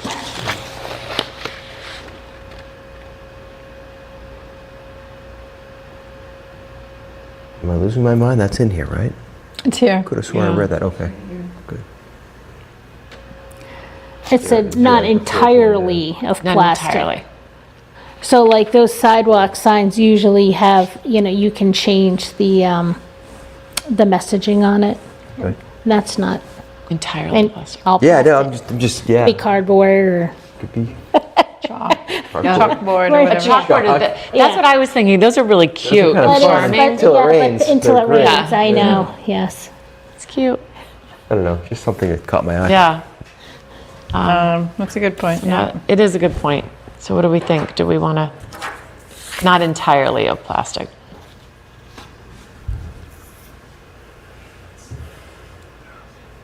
Or And I mean, has this always been there, that you can get a sticker for your sidewalk sign? I think that's where we'll ask the Is- building commissioner. So I think it's great that we're charging a fee and we're regulating it somehow. Yeah. But in true Is this confessions, is this a current bylaw, in our bylaw? Getting a sticker? These are from other towns. This is, oh, okay. Yeah, I think this Tim took from other towns. And then the only other thing is, I think, Just coming back to that, I guess I also don't think we should ban plastic, given that so many of them are plastic. yeah, they're just way more practical. Yeah. and it's up to the business, right? So I guess. Should we just take that Should we out? just, or- we can take that I out. think just take that whole bullet point out.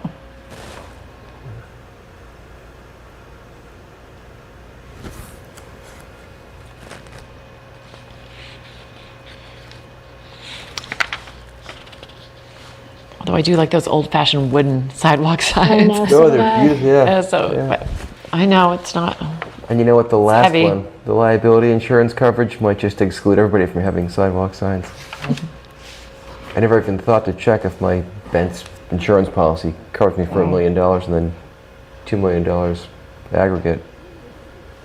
Again, I would ask the town about that. Yeah, these are all building commissioner. Or the town administrator.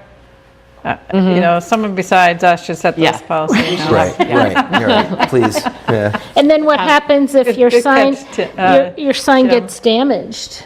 My sign gets damaged all the time. Right. I know. And I bet. I've never been. I think Gotta get a new the sticker. real issue is that the sign damages or injures someone, and there's a Yes, yeah. liability associated with it. Yeah, or it forces somebody to walk out into the sidewalk, into Right. the street, and then they get hit or something. Yeah. It's like, So yeah, we'll be running by all of these with the different departments. So the only other one is C, bed and breakfast. I'm done. We don't have bed and breakfast. Do we want to keep that in the event that we would have one day, or just take that out? I would leave it in. Because I would imagine we can't prohibit bed and breakfast forever, or we'll have to address bed and breakfast eventually. It was, I mean, it was it was one of the things Tim, It was way back Wait, I when remember. Emily Innes was on the planning board. There was a bylaw drafted. I probably have a copy of it. And it didn't, I think it got sent for further study and it never was further studied, or it didn't make it to town meeting. I don't remember which. But I think it was an idea that it could bring in some additional revenue, and acknowledging that some places people are renting out anyway. And we have, also was discussed because we have Curry College and Milton Academy. So if people come in for a parents' weekend. we don't really have a hotel right. Yeah. to stay. Yeah, and, yeah, for that purpose, yeah. Something to think about. So I think you're right. Someone might ask, well, are these allowed somewhere? And it's like, no, well, why is it in here? But I do think, otherwise you have to catch it and come back to it, right? Okay. All right. So Julia, can you save those track changes? And, I would, again, on the gas service station, oh, sorry. I did take a look at that one in East Milton that I think that you mentioned, Gonna be Meredith. coming. And yeah, if I lived across the street from that, I'm not sure I'd be that happy about it. So I do think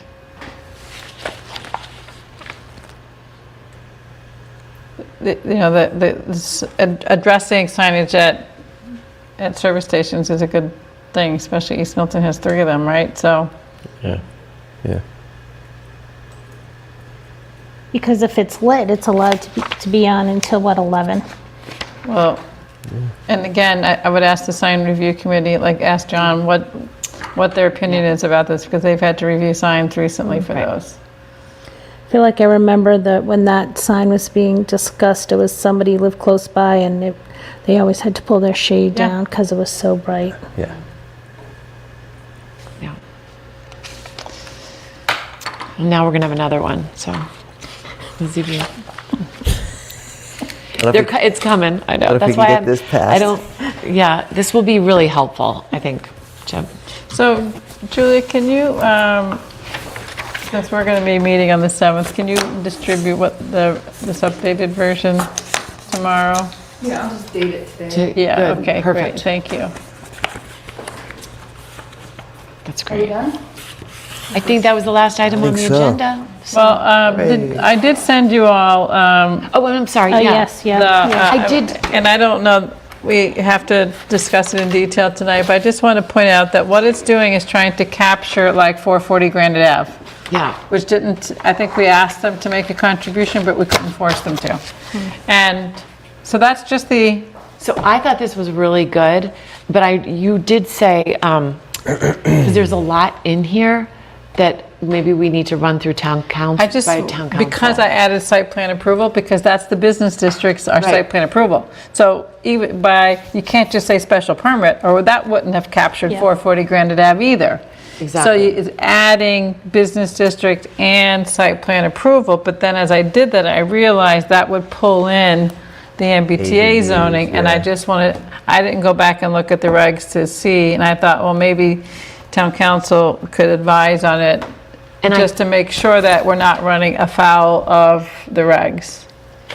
And I think Are this is really ADUs good, and I susceptible to think, site plan review, aren't they? Mm-hmm. So it would pull them But in too. ADUs don't, we have the trigger it option, because they're too yeah. small. Yeah. Okay, all right, It's, good. it's, 7,500. It wouldn't, Oh, that's right. it wouldn't get everything in MBTA communities either. It's just, it's getting triggered by the parking spaces or the size. I mean, I think it's good. I think we should really, I think we should Move it submit it forward. and then Yeah. ask him to Yes. confirm whether there's a Yeah. problem. I wouldn't hold it Keep for the it, so we spring. still want to move forward, okay, I would move it forward. okay. If there's one thing that we've heard is that traffic agree. is a concern. And I remember when we put this forward before on the floor of town meeting, I was the chair and I was reluctant to accept that the planning board would take it back for further study because I was like, Why? how many years ago was it now? A long time. That's the problem. They don't come back necessarily quickly. And I also wondered, well, the 40B projects, I don't think we can require it either, or the Dover Amendment projects. But I mean, it seems like we should capture whatever we can. Something, it's not, Yeah. So but you wanted to add some language that would capture, So that you would add to this. I added what I That thought. she added. I You already it- did add it, okay. What I sent out That has had what it. you were It was a wanting to red add. line version. All right. Excuse me. Or purple. Or purple. Yeah, I mean, mine's red. Yeah. I like red. is Julia, I don't, Printed like I mine said, off we and can it's review purple. it at the next meeting if you all want to just take a look. I just wanted to tell you what I was trying to do with Yes. it and the issues that I thought of as I did it. All right, it's not complicated. Everything else about what triggers it is all the same. It's just that I think it was an oversight at the time that it was done that we didn't capture the business districts. And maybe it was because it was site plan approval and not special permit. And, I agree, if we can get it in and submit it, but it seems to me a project like 440 Granite Ave is a perfect example of why we would want to add it. right. So let's So review that I'm and hoping spend that you time all on it. agree that we would Yeah. submit it for the fall if we can. Yeah. I agree. Okay. All right, So- so next meeting then. So, and that, I'll send it to you because I don't know if I sent it to you. Traffic was the im- traffic impact mitigation. mitigation, and I'll send it to you now. I'll and then find it. I was going to talk to Nick because what also was sent out that you found is the select board had come up with, they have the town of Milton application requirements and aesthetic standards for small wireless facility installations that the select board at the time, Richard Wells was chair, Zulus Melinda, Katie Conlin, had all signed on to. I don't know how much of this is being enforced, but Hamilton, and Nick seemed to think that it's not zoning, so it wouldn't be a bylaw that would come through us. Although Hamilton, they have, their applications go through their planning board. So I remember when the select board did this, and Katie Conlin had suggested to the planning board that was an interim Yeah, as a policy, That's that what I it really remember. should be a zoning. yeah. And that's what Hamilton has. Yeah. I don't think we can get that ready for For the fall. spring, I think. But for spring, I think we can sit down and address it, and I'll talk to Nick about that. And I thought Hamilton seemed really good and had a lot of good things. Because you see them start popping up, and then they're big metal things. They're very big. Some are painted black for some reason, and some aren't. Some are now I'm just seeing the metal going If up. we can make some money off of it, I think it would be great. Find some way to Well, it's- capitalize on it. Well, they have to, I don't know how much of a moneymaker it is, but it's making sure that it's sort of camouflaged, or the way it's sited isn't, because right now they're right in the middle of the sidewalks. They're really imposing on the pedestrian I've seen them on walkways. poles. Are we talking about the same thing? They're at the base, They're at so the the base base of becomes poles. really big. Interesting, okay. So, The ones I've seen anyway. yeah. Yep. All right. Good, thank you all. I appreciate And, your work on this. I'm going to be on Zoom on the 7th, Okay, so I won't be in town, but I can. That's I not can a join problem. with you. but hopefully we'll be in a good shape after we have comments and can address anything that, Julia, can you send out a calendar invite for the 7th for us? Thank you. It's, otherwise, I don't. Okay. So with that, I would myself. entertain a motion to adjourn. I'll make a motion to adjourn. I will second that. All in favor? Aye. All right. Good night, all. Good night.